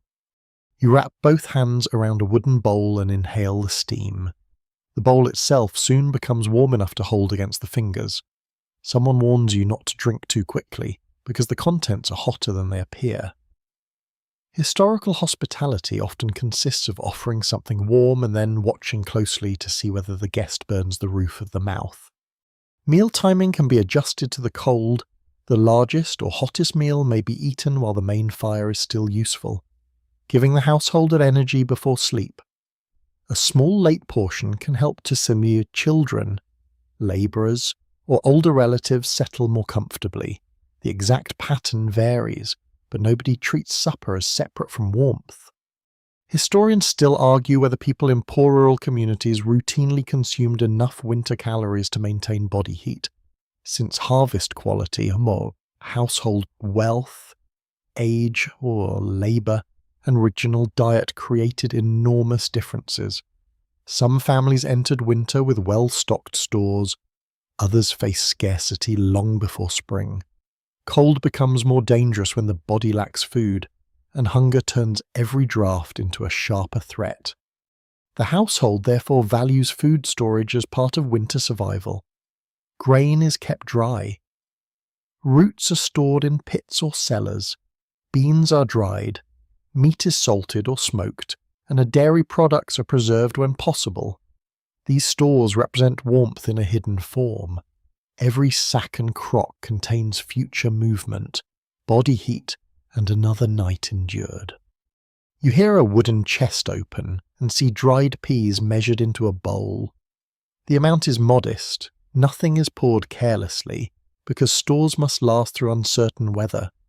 A generous meal in early winter can become an empty bin in late winter, and the bin offers very little insulation no matter how warmly everyone remembers supper.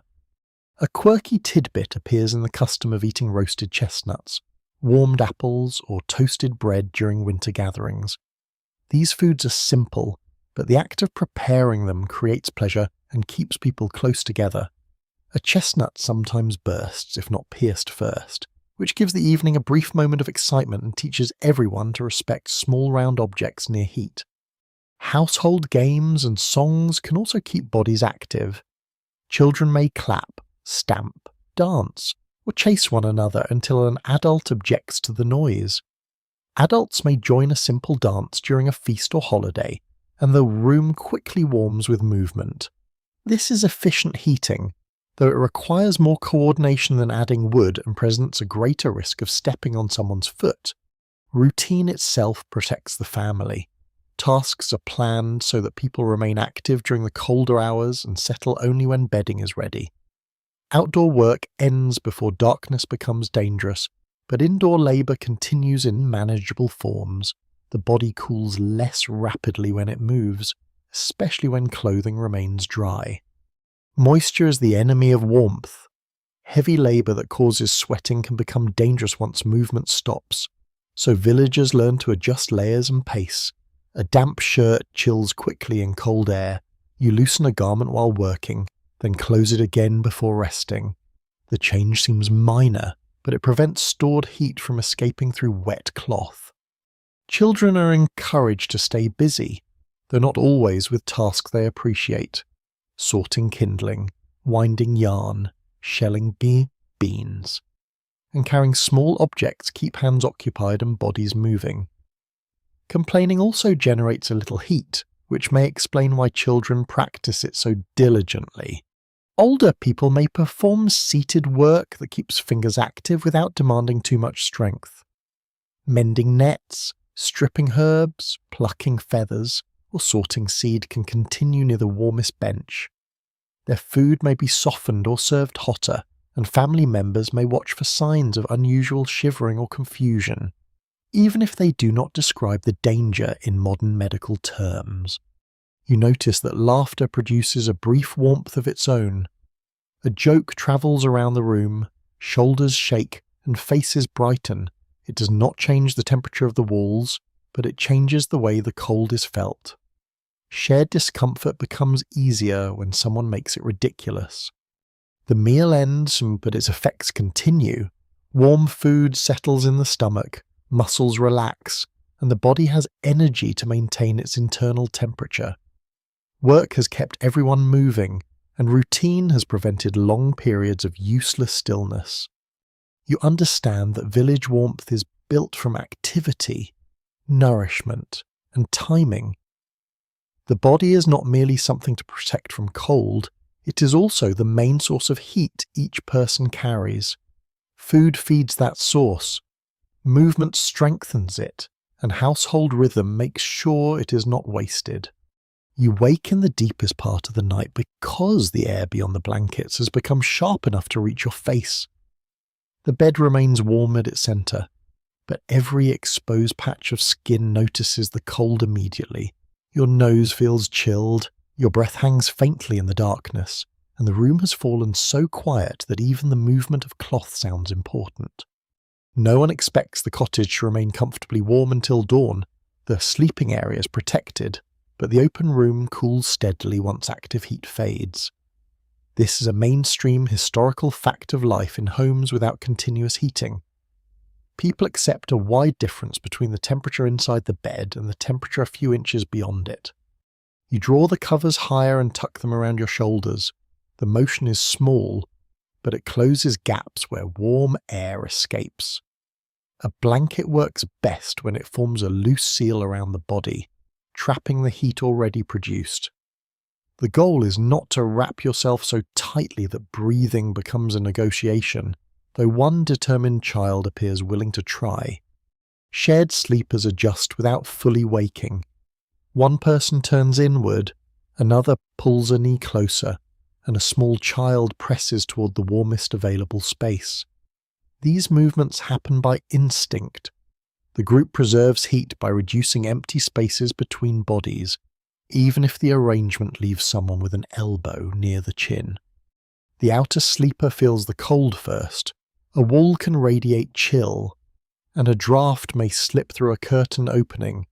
Families sometimes rotate positions over time, though custom, age, and authority may decide who receives the protected center. A parent may place a child between adults. An older relative may be given the side farthest from the wall. Fairness becomes flexible when frost enters the discussion. You keep your cap low over your ears and your hands beneath the blanket. Fingers cool quickly when left outside. Some sleepers tuck their hands into sleeves or beneath the opposite arm. Others curl around a warm object that still holds a little heat. The body naturally protects its core, which is useful but rather rude to the toes. The feet often become the main complaint. The wrapped brick has cooled, and the lower end of the bed feels colder than the middle.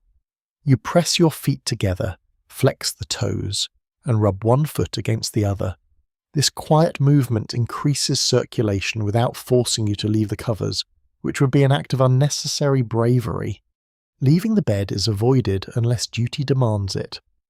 A child may need attention, an animal may make an unusual sound, or someone may need to use a chamber pot. The person who rises moves quickly and keeps as many layers on as possible. Bare feet find clogs, slippers, or a scrap of cloth on the floor because cold boards can wake a person more effectively than any bell. A chamber pot kept near the sleeping area reduces the need to cross the entire cottage. This is practical rather than elegant. Nighttime comfort depends partly on limiting how often warm bodies enter cold air. The vessel must still be emptied and cleaned, but that problem belongs to daylight, which feels like a distant and more responsible period of time. You hear someone cough from another pallet. Cold air, smoke exposure, dampness, and illness can make winter nights difficult. The household may raise the sleeper slightly, offer warm cloth, or move the person closer to the best protected part of the room. Care is simple, immediate, and limited by what is available. Historians still argue whether people in earlier centuries slept in one continuous block or more often experienced divided sleep, with a waking period in the middle of the night. Some written evidence describes a first sleep and a second sleep, with quiet waking between them, but scholars continue debating how widespread and regular this pattern truly was. During such a waking period, people might pray, talk softly, tend a child, check an animal, or complete a small task. The darkness does not always mean 8 uninterrupted hours of sleep. Rural schedules respond to season, labour, household needs, and natural light. Winter offers longer nights, but not necessarily deeper rest. A quirky tidbit appears in advice about sleeping positions. Some historical medical traditions recommend lying first on one side and later turning to the other to assist digestion. The reasoning varies, but the result is familiar to anyone who has spent half the night deciding that the current position is definitely wrong, and the next one will solve everything. The cold itself can shape sleep. Muscles remain slightly tense when the body is not warm enough. A person curls more tightly and wakes more often, yet exhaustion from physical labour can also make sleep heavy. The same villager who complains bitterly while entering a cold bed may begin snoring before anyone finishes adjusting the blanket. You listen to the breathing around you. The sound is steady, mixed with an occasional snore, murmur, or rustle of straw. Shared sleeping makes the presence of others impossible to ignore, but that presence can be reassuring. Warmth, safety, and companionship occupy the same narrow space. Outside, frost thickens on roofs, fences, and bare branches. The cottage walls lose heat slowly, and the cold presses inward. Inside the bed enclosure, each sleeper continues producing warmth. The difference between comfort and misery may be no more than a folded edge, a closed curtain, or the decision to keep one more garment on. The family understands signs of dangerous cold through experience, violent shivering, unusual quietness, confusion, or difficulty waking someone would cause concern, even without modern terminology. Most nights are uncomfortable rather than deadly, but severe weather, illness, hunger, age, and damp clothing can turn discomfort into risk. Children are watched closely because they lose heat quickly and may push covers away while sleeping. A parent reaches across, pulls the blanket back into place, and checks a small face with the back of a hand. The gesture requires no light. Familiarity guides it. Infants may be wrapped securely in layers and kept close to an adult. The warmth of a caregiver helps regulate the child's temperature. Care must balance warmth with safe breathing and movement. Historical practices vary, and not every method would satisfy modern advice. But the intention is clear. A tiny body cannot be expected to manage winter alone. Older adults face their own difficulties. Poor circulation, illness, and reduced movement make them more vulnerable. They may receive an extra covering, a warmer position, or help shifting within the bed. In a household with limited bedding, these decisions reveal both affection and necessity. You feel the urge to check the hidden coals, but no one rises merely to see whether they remain alive. Disturbing the hearth could expose sparks, increase airflow, and waste what little heat survives. The embers must be trusted until morning unless smoke, smell, or danger suggests otherwise. The cottage remains dark and cold, yet not chaotic. Every sleeper knows the ordinary responses. Pull the covers close, conserve movement, share warmth, protect the young, and avoid exposing the body without need. The night is endured through small corrections rather than dramatic rescue. Your breathing slows again. The cold air touches only the narrow space around your face, while the rest of the body remains enclosed. Straw supports you, wool covers you, and nearby sleepers create a steady warmth that no single person could maintain alone. The frost continues outside without concern for human comfort. Inside, you surrender to sleep in a room that is cold but manageable, wrapped in layers and surrounded by quiet bodies. The night does not become warm, it simply becomes familiar enough that you can rest within it. You travel in imagination from one village climate to another and discover that cold is never quite the same enemy twice. A wet coastal wind behaves differently from dry mountain frost, and a long northern winter demands different habits from a brief cold season in a milder valley. Families adapt their homes, clothing, sleeping arrangements, and fuel use to whatever weather arrives most reliably. In northern regions, houses often become compact, with low ceilings and thick roofs that hold warmth close to the living space. Timber may be abundant, but that does not mean families burn it carelessly. Straight trunks are needed for construction, boats, fences, tools, and trade, so smaller branches, roots, bark, and fallen wood are gathered for domestic use whenever possible. In places where forests are scarce, peat becomes central to household heating, cut from bogs, dried in stacks, and carried home in heavy loads. Peat burns slowly and gives steady heat. Its smoke has a distinct smell that settles into clothing, walls, and memory. You may find it comforting eventually, which is one way the nose learns surrender. Peat cutting is seasonal work. Families remove blocks during warmer months and leave them to dry before winter. Poorly dried peat smokes heavily and produces disappointing heat. So the entire cold season can depend on whether summer weather allowed the fuel to cure properly. A rainy year creates trouble long before the first frost arrives. Along the Mediterranean, winter may be shorter, but stone houses can become surprisingly cold indoors. Thick masonry protects against summer heat, yet the same walls hold chill during damp winter nights. Families may rely more heavily on portable braziers, layered clothing, warm food, and gathering in one smaller room rather than heating an entire house. A brazier is a shallow metal or ceramic container holding charcoal or embers. It can be moved near seated people, placed beneath a table, or carried carefully between rooms.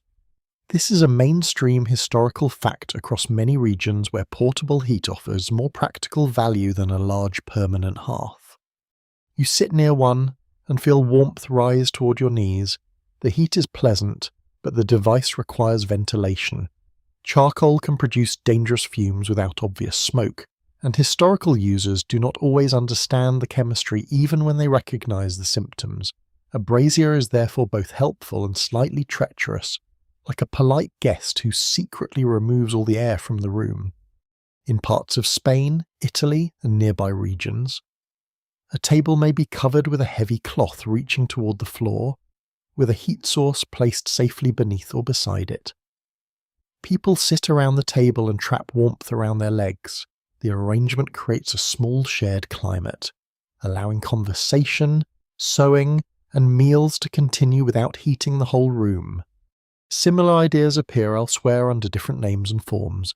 The principle remains remarkably consistent. Reduce the volume of air that needs warming, then gather bodies around a modest heat source. Human beings repeatedly invent the warm pocket because the warm palace remains outside the household budget.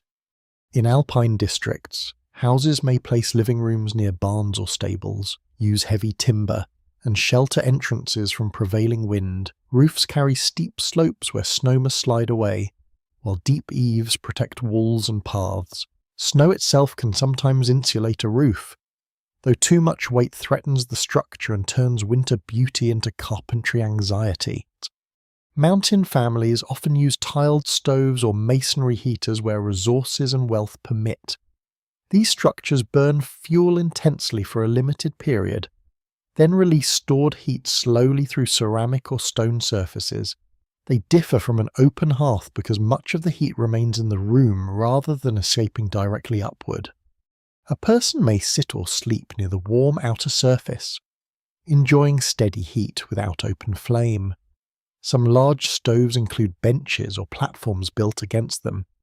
The stove becomes furniture, heater, and social centre in one solid object, which is an impressive career for a pile of masonry. Historians still argue whether efficient masonry heating spread mainly through elite influence, urban craftsmanship, local necessity, or a gradual exchange of techniques across Central and Eastern Europe. Surviving examples often come from substantial homes, but simpler versions may have been more common than written records suggest. In Eastern European regions, household ovens can serve several purposes beyond cooking. Their thick masonry stores heat, and broad upper surfaces may become sleeping places. The warmest position belongs to someone fortunate, elderly, young, or unusually persuasive.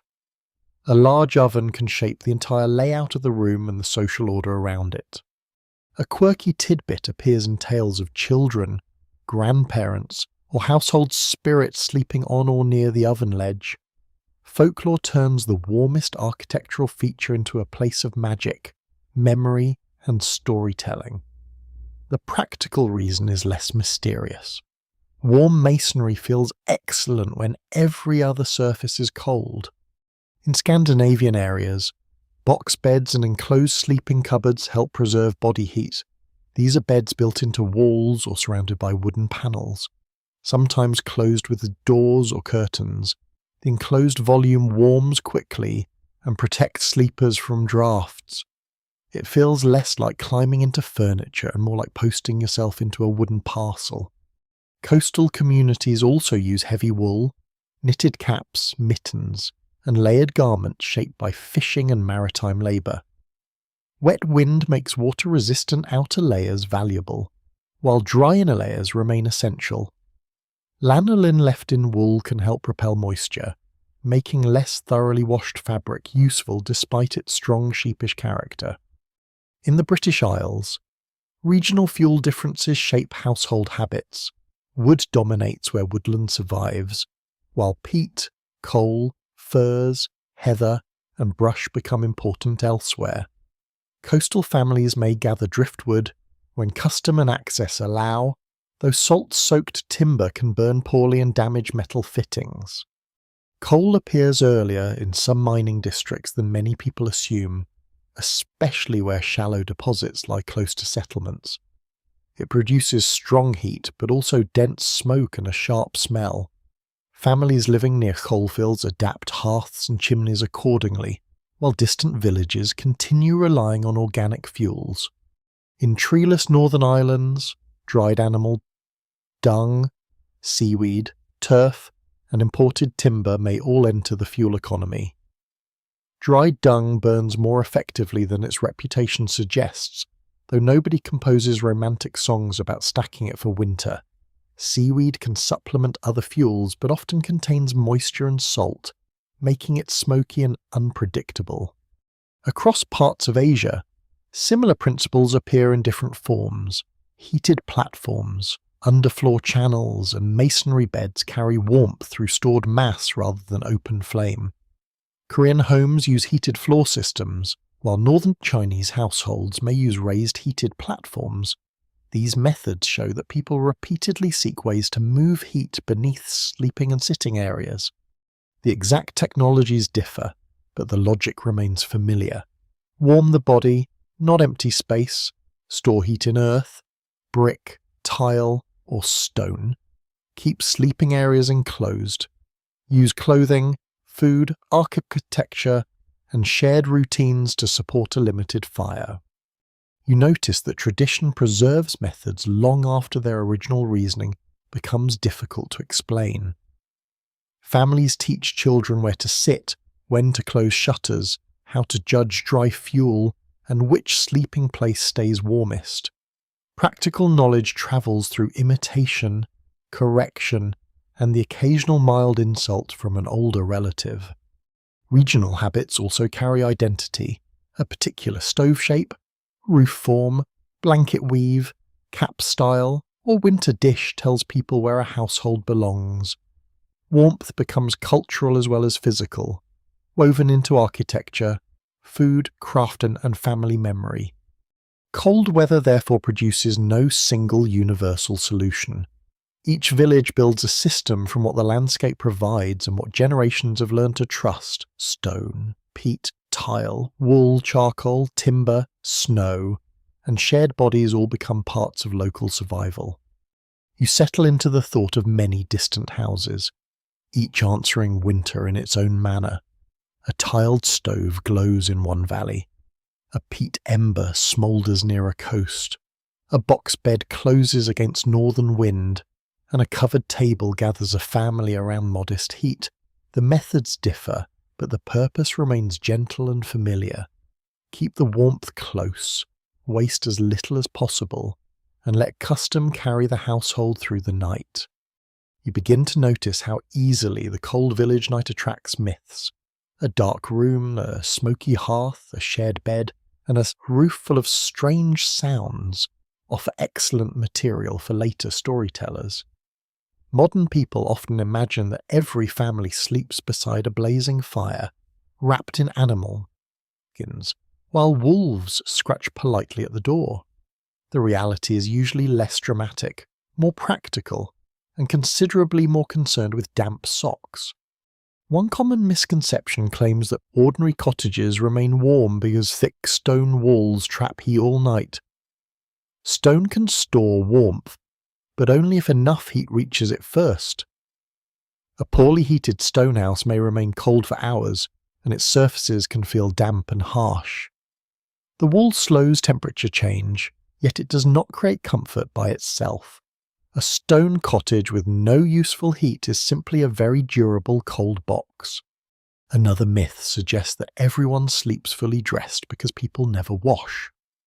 Clothing does remain on during cold nights, but the reason is mainly warmth and practicality. Linen undergarments are changed and washed when water, fuel, to weather, and labour permit. Standards of cleanliness differ from modern routines, but villagers are not naturally indifferent to dirt, lice, odour, or discomfort. You hear claims that people never bathe during winter. This is too simple. Full immersion may be difficult in cold weather because heating large amounts of water requires fuel, yet washing continues in smaller forms. Hands of faces, feet, and important areas of the body can be cleaned with cloths and basins. Hair is combed, linen is aired, and bedding is shaken when conditions allow. This is a mainstream historical fact. Household cleanliness depends on resources, season, status, and local custom rather than a complete absence of washing. Wealthier homes can heat more water, while poorer families rely on partial cleaning and careful management. Nobody needs a marble bath to understand that smoke, sweat, and farm labour leave evidence. A famous misconception claims that bed curtains exist mainly to stop insects falling from thatched roofs. Curtains do block drafts, hold warmth, provide privacy, and perhaps catch a little debris, but the idea of constant creatures dropping directly into sleeping mouths belongs more to comic imagination than solid evidence. Insects certainly live in old houses, though they show no need for such theatrical timing. You may also hear that families place cats in beds solely as living heaters. Cats do seek warm places, and people may welcome their heat, but the arrangement is not a formal heating system. The cat chooses the location, the position, and the duration. You merely receive temporary permission to occupy part of its bed. Dogs provide warmth too, especially when curled near feet or children, but they serve many other roles. They guard, hunt, herd, warn, and keep company. The phrase about a very cold night measured by the number of dogs in bed is much later, and should not be treated as a reliable guide to medieval sleeping practice. Historians still argue whether some familiar stories about village warmth preserve genuine local customs or grew from later nostalgia, tourism, literature, and repeated misunderstanding. A practice may be real in one district and entirely unknown in another. Once a colourful detail enters popular history, it often wanders freely across centuries and borders without carrying identification. The image of whole families sleeping upright is another doubtful tale. People may rest propped up because of illness, overcrowding, or personal preference, but ordinary beds, pallets, and sleeping platforms are designed for lying down. Claims that everyone fears death if fully horizontal usually come from later misunderstanding rather than normal village belief. You inspect a wooden bed and find no secret spiritual mechanism hidden beneath it.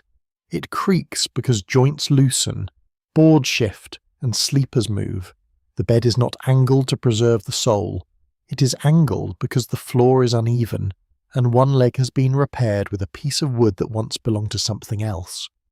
Another popular idea says that smoke alone warms the entire house. Smoke may linger under rafters and reduce insect damage, but most useful heat comes from the fire, hot surfaces, warm food, clothing, bodies, and stored heat in materials. Smoke without proper combustion gives discomfort far more reliably than warmth. People also exaggerate the role of animals indoors. Livestock can raise the temperature of adjoining spaces, yet not every household shares one open room with cattle. Many buildings use partitions, attached byres, lower levels, or neighbouring sheds.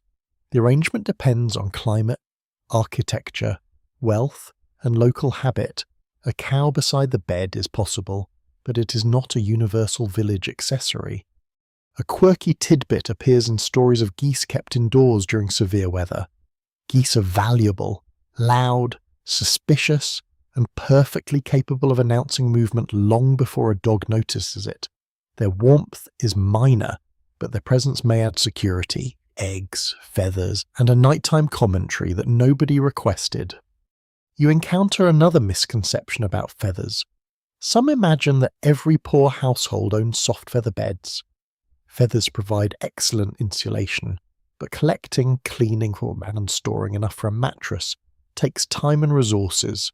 Wealthier rural families may own feather bedding, while poorer sleepers rely more often on straw, chaff, wool or leaves, or mixed fillings.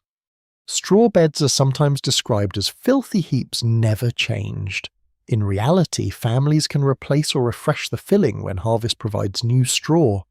Old material may be burned, composted, fed where appropriate, or used elsewhere. Cleanliness varies, but the mattress is not necessarily left untouched for decades like an archaeological experiment conducted under a blanket.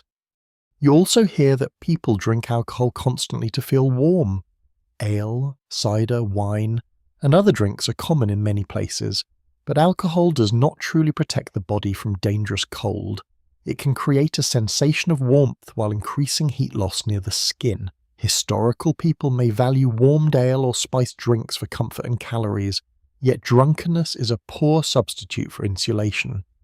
The myth of universal drunken warmth survives because it sounds cheerful. A mug near the fire fits modern imagination better than a bowl of cabbage pottage and a careful inspection of damp stockings. History often prefers the object that would look best on a tavern sign. Some stories claim that servants or children sleep beneath the master's bed for warmth. Crowded households do use every available space, and low pallets may slide beneath larger beds for storage or sleeping. Yet this is not a standard arrangement everywhere. It reflects particular homes, occupations, and periods rather than a fixed social rule. Another misconception treats the hearth as permanently sacred and never allowed to go out. Hearths carry symbolic importance, but practical fires do fail. Fuel runs short, embers die, households move, and accidents happen. Borrowing a coal from a neighbour is normal enough in many communities. Sacred meaning does not prevent ash from becoming cold. You hear tales of people sealing every opening before sleep. Complete sealing would create serious problems with smoke and fumes. Families block strong drafts. But some ventilation remains necessary. Historical homes are often leaky enough to provide it unintentionally. The challenge is reducing cold air without trapping dangerous gases, a balance managed through experience rather than perfect science. Blankets attract myths too. Heavy covers are helpful, but more weight does not always mean more warmth. Trapped air provides much of the insulation.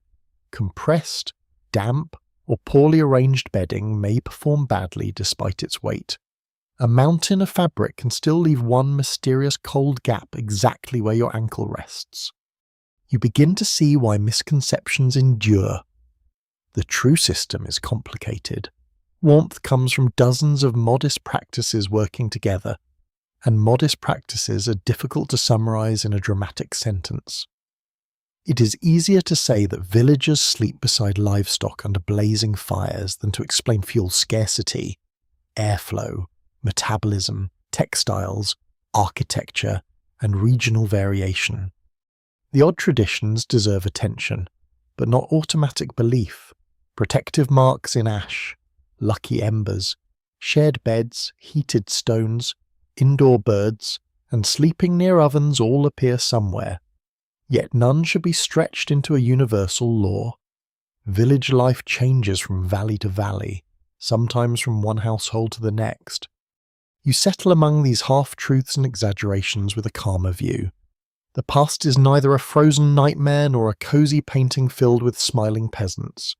It is a place of practical choices, imperfect comfort, local knowledge, and occasional absurdity. The room remains cold enough to demand respect, but not so mysterious that every custom needs a legend.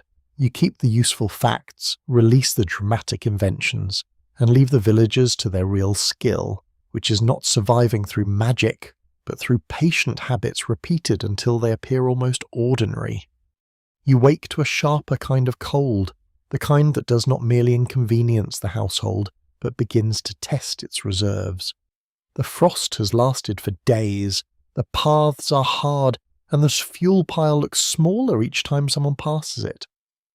Winter becomes dangerous when several ordinary problems arrive together, especially cold, hunger, dampness, illness, and poor harvests. A family can endure low temperatures more easily when food is plentiful and clothing stays dry. When grain runs short, bodies lose strength and generate less heat. When rain enters the roof or floodwater reaches stored fuel, every other method becomes less effective. Hardship rarely comes as a single dramatic event. It arrives as a chain of small failures that begin cooperating. Fuel shortage may result from a wet summer, restricted woodland access, heavy snow, local conflict, rising prices, or simple overuse during an unusually long winter. Villagers who depend on common land can suffer when landlords limit gathering rights. A household may see trees nearby and still have no legal right to cut them, which is one of history's colder examples of being surrounded by a solution you cannot touch. This is a mainstream historical fact. Access to forests, Haars, commons, peat bogs, hedges, and waste ground often determines whether poor rural families can gather enough fuel. Customary rites may allow a collection of fallen branches, brushwood, turf, or deadwood, but those rights can be disputed, reduced, or removed. The struggle over fuel is therefore social and political as well as physical. You walk towards the wood store and count what remains. The family has already shifted to smaller pieces, rougher fuel and materials once considered too poor to bother with. Bundles of thorn, hedge trimmings, dried roots, bark, reeds, and crop stalks are brought indoors. They burn quickly or smoke heavily, but imperfect fuel still gives heat. Dried dung can become valuable where wood is scarce. It is shaped into cakes, left to dry, and stacked under cover, once dry. It burns more steadily than anyone encountering the idea for the first time might expect. The smell is less dramatic than the imagination insists, though this is not an invitation to request a scented candle version. The household reduces cooking time to save fuel. One-pot meals become even more important because several foods can cook together over one heat source. Grain may be soaked in advance so it softens faster. The pot can be moved into an insulated box or wrapped container to continue cooking slowly after leaving direct heat. Every saved handful of fuel extends the household margin. Meals grow thinner when supplies decline, more water enters the pottage, and fewer beans, grains, or fats appear. Adults may quietly take smaller portions so children can eat. These sacrifices are rarely announced. A parent simply claims not to be hungry, which fools almost no one but preserves dignity. Historians still argue whether rural communities during severe winters relied more heavily on household self-sacrifice or on wider systems of charity, parish relief, neighbourly exchange, and market support. The balance varies by region, religion, law, and local wealth. Some villages organise aid effectively. Others leave vulnerable families to depend on relatives, luck, and stubborn endurance. Neighbours matter greatly. A family may lend fuel, share cooked food, offer space near a warmer hearth, or take in a child for a night. Such help creates obligations, and people remember both generosity and refusal. In a small village, your reputation can remain warm or cold for years after the original winter has ended. The church, manor, guild, monastery, or local authorities may distribute grain, fuel, clothing, or alms where institutions exist and resources permit. Assistance is not always sufficient, fair, or timely, but it can prevent disaster. Public charity often becomes more visible during extreme weather because suffering cannot remain hidden when smoke stops rising from a roof. You notice that the family has moved almost every activity into one room. Unused spaces are closed off, doors remain shut, and furniture is rearranged to create the smallest practical living area. No energy is spent trying to warm empty corners. The household contracts around its strongest shelter like a hand closing around a coin. Wet clothing presents immediate danger.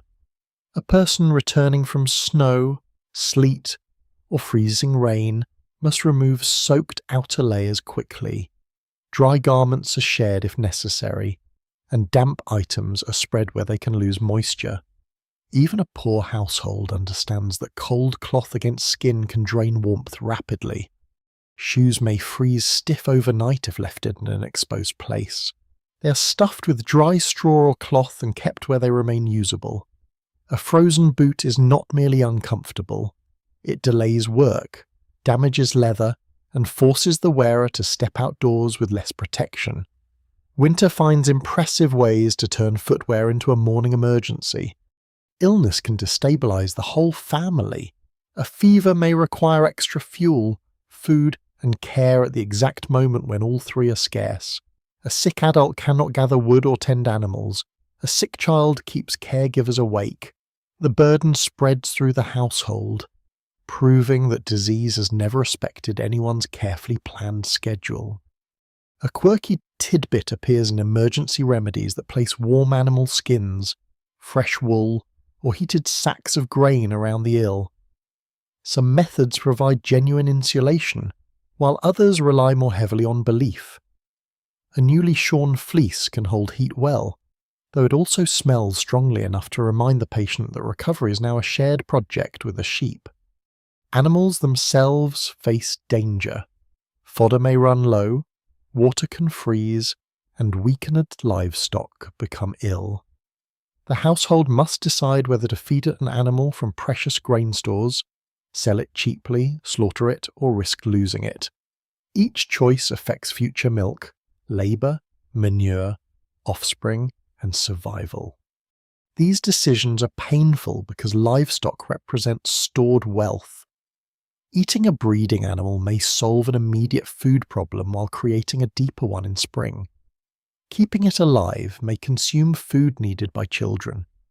There is no perfect answer, only a choice between present need and future loss. The elderly, infants, people with chronic illness are most vulnerable. They may be moved to the warmest sleeping place, given additional food, or kept near another body.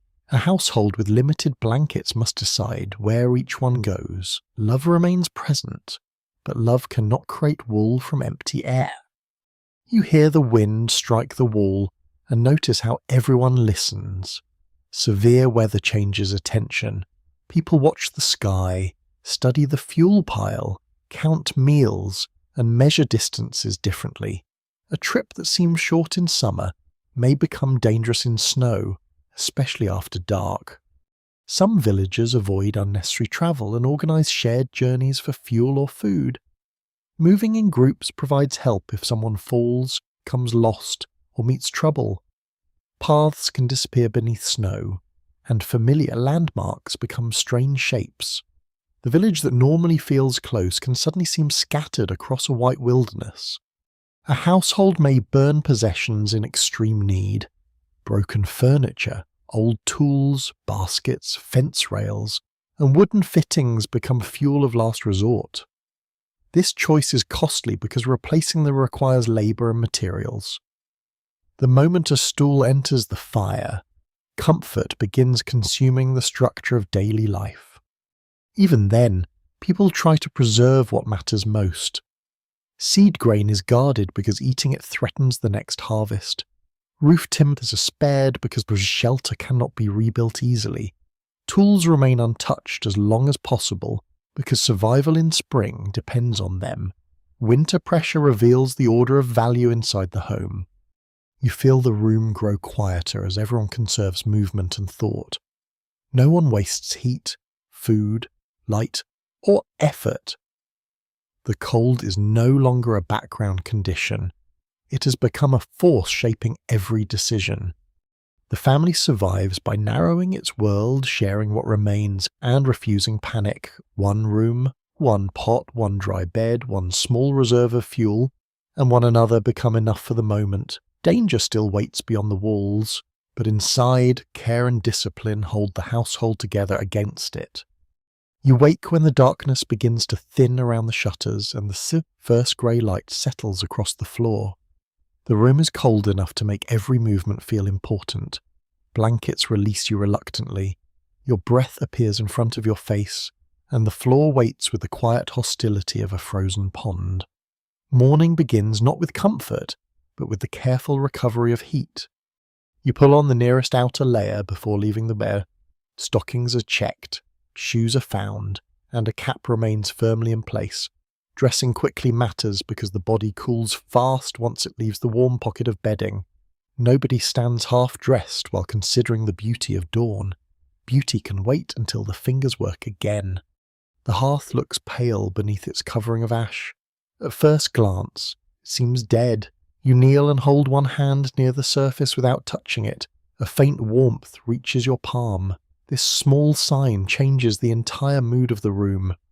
Because a living ember means the household can begin the day without striking a new fire from nothing. Preserving embers overnight is a mainstream historical practice in homes where fire starting requires time, dry tinder, and skill. The morning task is therefore less about creating fire than about waking it carefully. The household treats the ash mound like a sleeping creature that must be encouraged rather than startled.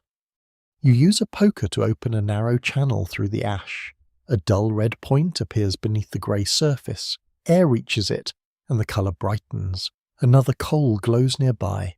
The sight is modest, yet it feels almost luxurious. The fire has kept its promise through the night, which is more reliability than many household tools manage.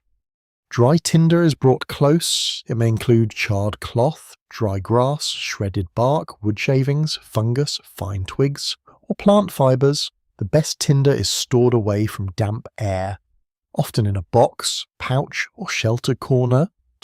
A household that lets its tinder become wet has prepared a very cold morning and an excellent lesson in planning. You place a small amount near the glowing coal and blow gently. Too little air produces nothing. Too much scatters ash into your face and sends the light material across the floor. Fire-making rewards patience, restraint, and the ability not to cough at the exact wrong moment. A thin thread of smoke rises first, then a tiny flame curls through the tinder. You add the finest twigs, arranging them loosely so air can move between them. The flame catches one edge, then another. It remains fragile, no larger than a candle flame, but the room begins to feel different simply because visible fire has returned. Larger kindling follows only when the smaller pieces burn steadily. Rushing this stage can crush the flame beneath heavy fuel. The sequence is precise. Tinder accepts the ember, fine twigs accept the tinder, thicker sticks accept the twigs, and the main fuel accepts the growing fire. Each step hands heat to the next. A child watches from the bedding, eager to approach but wise enough to remain under the covers. The child asks whether the fire is ready. The answer is no, then no again, then almost, which is how adults describe progress when they do not wish to explain combustion before breakfast. Historians still argue whether the first morning fire was usually tended by the senior woman of the household, another adult, a servant, or whichever person rose earliest. Domestic roles vary by region, household structure, occupation, and season. The task often belongs to someone with experience, since wasting the ember can delay cooking, work, and warmth for everyone. The room slowly fills with the smell of dry wood and smoke. The chimney or roof opening begins drawing as the air above the flame warms. Cold flues can resist at first, causing smoke to spill inward. You adjust the fuel, open a shutter slightly, or change the draft until the smoke finds its proper path. A quirky tidbit appears in old customs that treat the first flame of the day as lucky or protective. Some families avoid harsh words near the renewed hearth, make a small sign over it, or observe rules about who may carry fire from the house. The morning flame is practical, but it also represents continuity, which gives ordinary routine a ceremonial edge. You add a split piece of denser wood once the fire is strong enough. The flame moves along its surface, and the first clear crack appears. Heat reaches your hands, you turn them toward the hearth, then rotate them, enjoying the small privilege of warmth on both sides. Water is placed near the fire before the room becomes comfortable. The household needs it for drinking, washing, cooking, animals, and dough. The earliest heat goes directly into useful work. A pot may hold oats, barley meal, broth, or yesterday's thickened pottage loosened with water. Breakfast begins as soon as flame allows. The family rises in stages. Older children leave the bedding when summoned. Adults dress quickly and begin assigned tasks. The youngest remain wrapped longest, watching the room regain movement. Warmth arrives unevenly, so everyone uses the best places carefully rather than crowding the hearth all at once. Ash from the night is not discarded blindly. Usable charcoal fragments are saved, and clean ash may be collected for soap making, cleaning, gardening, or other tasks. The hearth produces residue, but the household sees several possible materials where a modern eye might see only dirt. You carry out the ash that is no longer needed. The container must be metal, pottery, or another safe material because hidden embers may remain. Ash can appear cold while concealing enough heat to start a fire in straw. Rubbish, or timber, a sensible household treats every ash bucket with suspicion. The outside air bites immediately when the door opens. You cross the yard quickly, empty the safe portion where it belongs, and return before the cold works through your clothing. The doorway closes, the latch falls into place, and the contrast between outdoors and the barely warmed room suddenly feels generous. Fuel for the day is brought inside in small amounts. Keeping too much beside the hearth creates clutter and risk, while keeping too little causes constant trips outdoors. The family judges what cooking and work will require. Fire management continues as calculation, not decoration. The revived flame now heats a wider area. Dampness begins to lift from cloth. A child brings hands close and is warned not to lean too far. Someone places shoes nearby. Another stirs the pot, and the room resumes its familiar rhythm. You notice that morning fire-making also restores confidence. Darkness, cold, and uncertainty shrink once the flame burns steadily. The household can cook, heat water, dry clothing, and begin work. A successful fire turns stored skill into immediate order. When no ember survives, the family must use flint and steel or borrow fire from another home.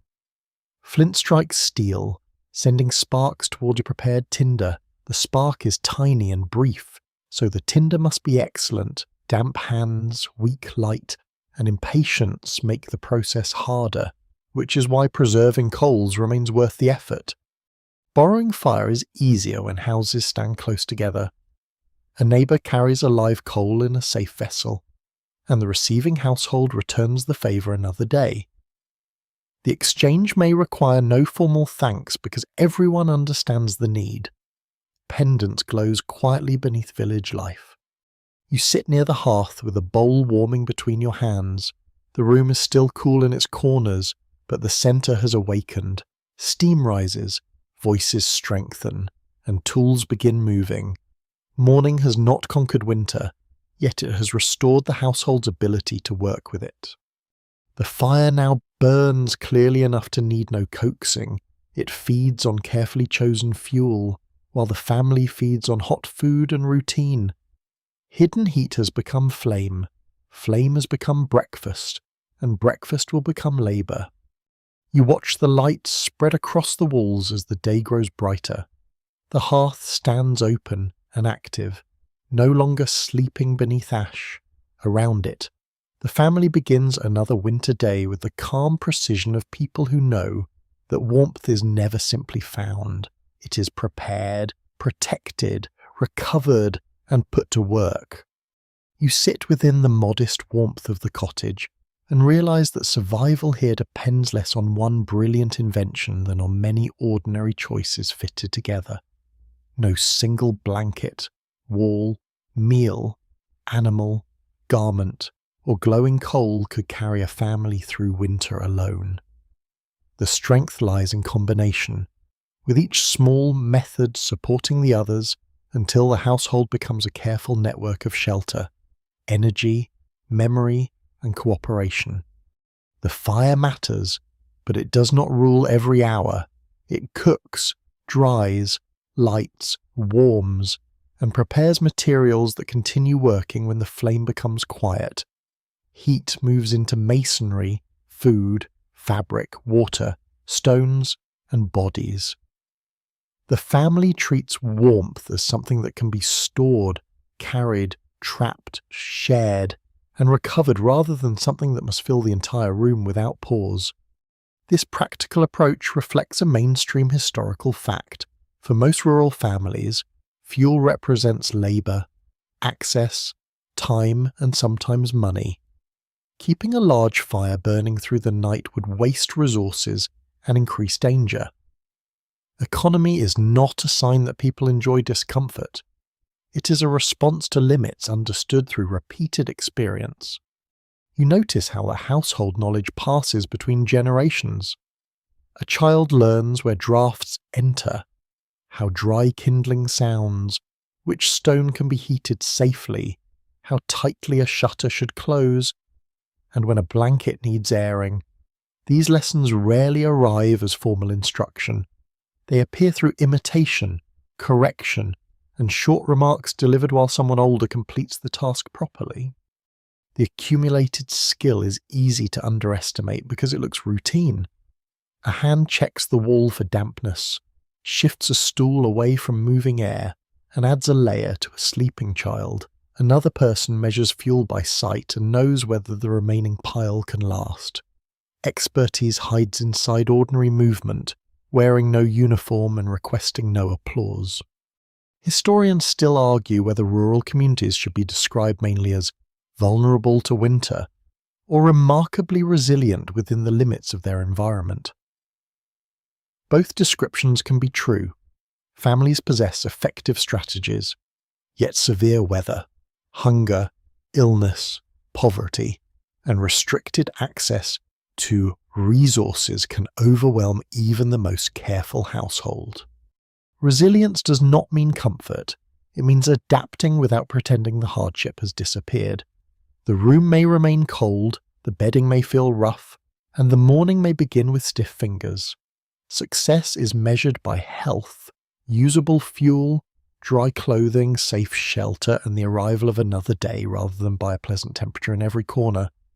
Community strengthens the system. One household may have spare tinder, another a live ember, another a stronger roof, and another enough room for a vulnerable neighbour. Shared work repairs walls, gathers fuel, clears paths, and helps families recover from loss. Cooperation does not remove conflict, but it gives people more options when individual stores become thin. You can imagine the quiet negotiations behind such help. A bundle of brushwood is exchanged for labour. A bowl of food is carried without ceremony. A child sleeps in a warmer house for one night. A neighbour checks smoke rising from a chimney and understands that its absence may mean trouble. A quirky tidbit survives in customs where a newly married couple receives fire, ash, or hearth tools as symbols of establishing a household. The gift carries practical meaning as well as ceremony. A new home needs continuity, fuel, and the ability to produce warmth. Romance, in this setting, sometimes arrives holding a shovel. The hearth also gathers memory. Births, illnesses, arguments, celebrations, repairs, and winter stories occur within its light. Children grow up watching adults perform the same evening gestures until they can repeat them without thought. The fire becomes part of family identity even when it is reduced to hidden coals. You compare this world with modern heated rooms where warmth arrives through pipes, wires, vents, and switches. The difference is not simply technological. Modern systems hide the labour behind comfort. Fuel may still be extracted, transported, purchased, and burned somewhere. But the household rarely sees every step. In the village, the cost remains visible. Wood is stacked beside the wall, peat stains hands, ash gathers beneath the grate. A torn blanket reveals its weakness immediately. Comfort cannot be separated from maintenance because the evidence of every decision sits within reach. This visibility creates discipline. The family notices waste because waste has weight.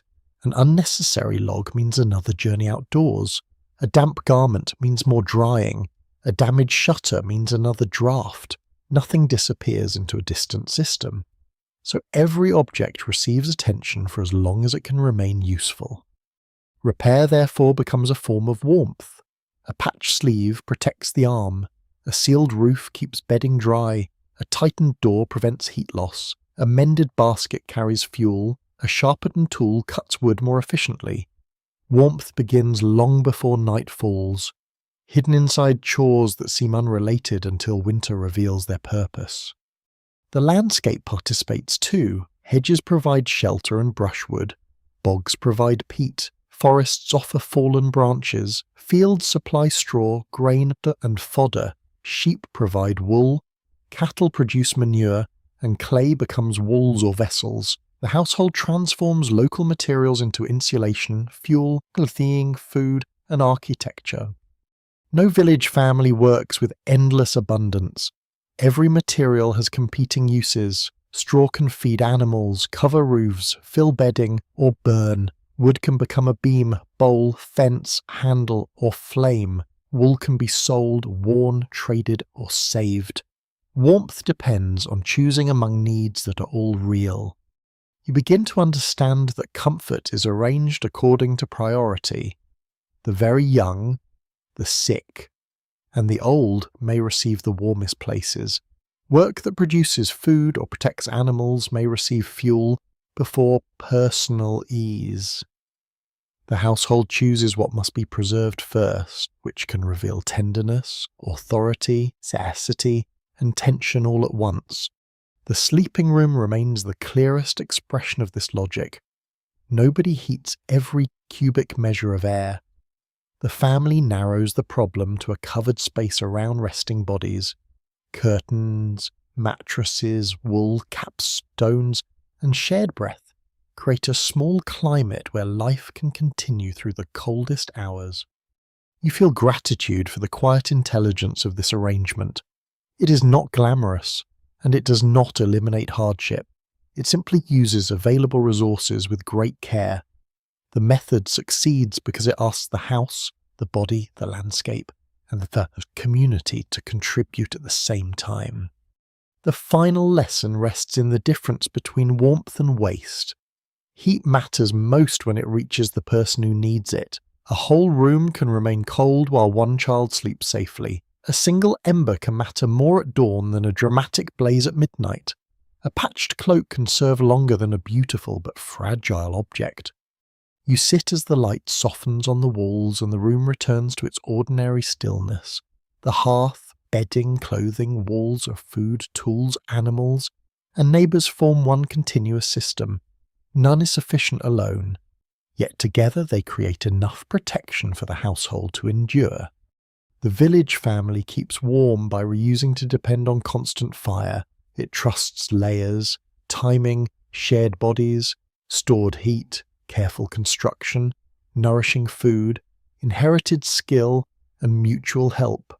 The night remains cold, but cold no longer appears as an empty thought. It becomes a condition met with patience, economy, and knowledge.